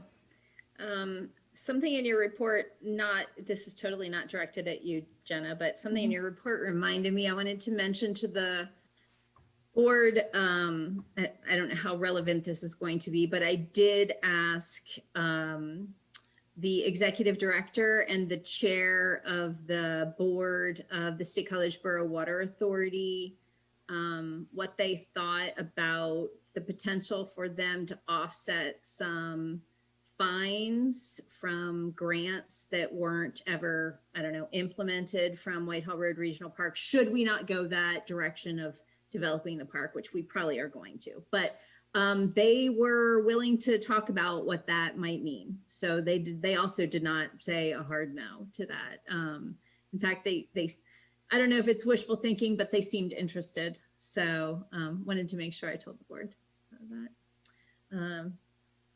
Thank you for letting me pirate the end of your report there, Jenna.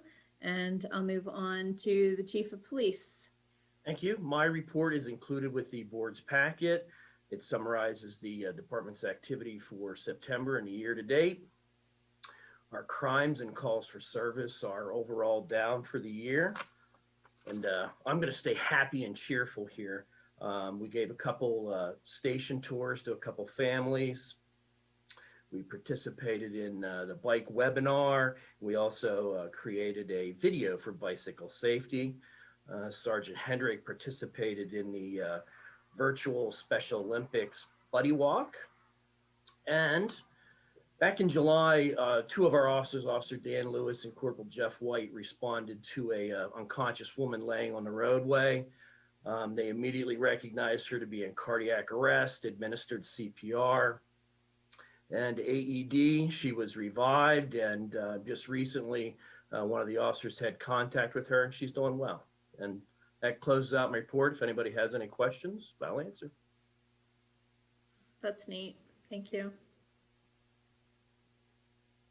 Yes. Thanks so much for including that note in there and that story. That was so great to hear. I hope those officers got some other kudos for that. That was great. And I also want to thank you for the, you and probably Public Works too. I'm not sure who all put up the school is back signs. I think those are really eye-catching and they're appreciated. And I wanted to see how it's going at the couple of schools that we've got in our area with the drop-offs and the pickups and the new routes. I know there's lots of new traffic patterns at these different schools, and I just wanted to know if that's all going fine at this point. Yeah, early on there were, I mean, as you know, a couple conflicts to get things worked out, but things seem to be, they've got it down to a science now and seem to be flowing well. Good. Okay, I was hoping people get used to it, you know, and each school seems to have their own circle and their own pattern of this. So good. Okay, thanks so much. So, Chief, with regards to the COVID ordinances, what are we seeing? Are there things that our officers had to break up? Are there issues or no calls at all? Just wanted to find out what the impact of that is and what we are seeing on the ground. In September for the COVID calls, it was actually relatively quiet. I think we had 5 COVID-related calls. They were mainly masking. I mean, we've had a couple party complaints, but quite frankly, they've been small groups, pretty much limited to the people that live in the apartment or maybe a friend or two. So that really hasn't been a big issue. Okay. And no bars or issues like that where you had to go and break lights up? I'm sorry, you cut out. I missed that. Sorry. Yeah, I was saying there were no bars or big gatherings in public that you had to go and break things up. Okay. No. Yep, no. That's good. Good to know. Thanks. Yeah, good news. Okay, thank you very much. Let's move on to communications to the board. Any communications? Some stormwater ordinance communications. I was going to note, I'm continuing to get stormwater communications. Me too. As we all are. I guess I'll mention, I did get an additional communication. Again, you're probably going to see this again about allowing for some after dark stargazing in some Ferguson Township parks. So I got another communication about that. You might see some follow-up to that. That's it. Okay, how about some calendar items? Pine Grove Mills Small Area Plan Advisory Committee, Thursday at 4.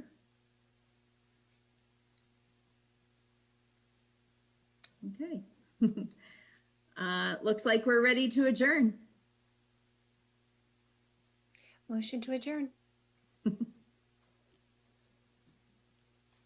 Thanks, Patty. Good night. Bye. Night.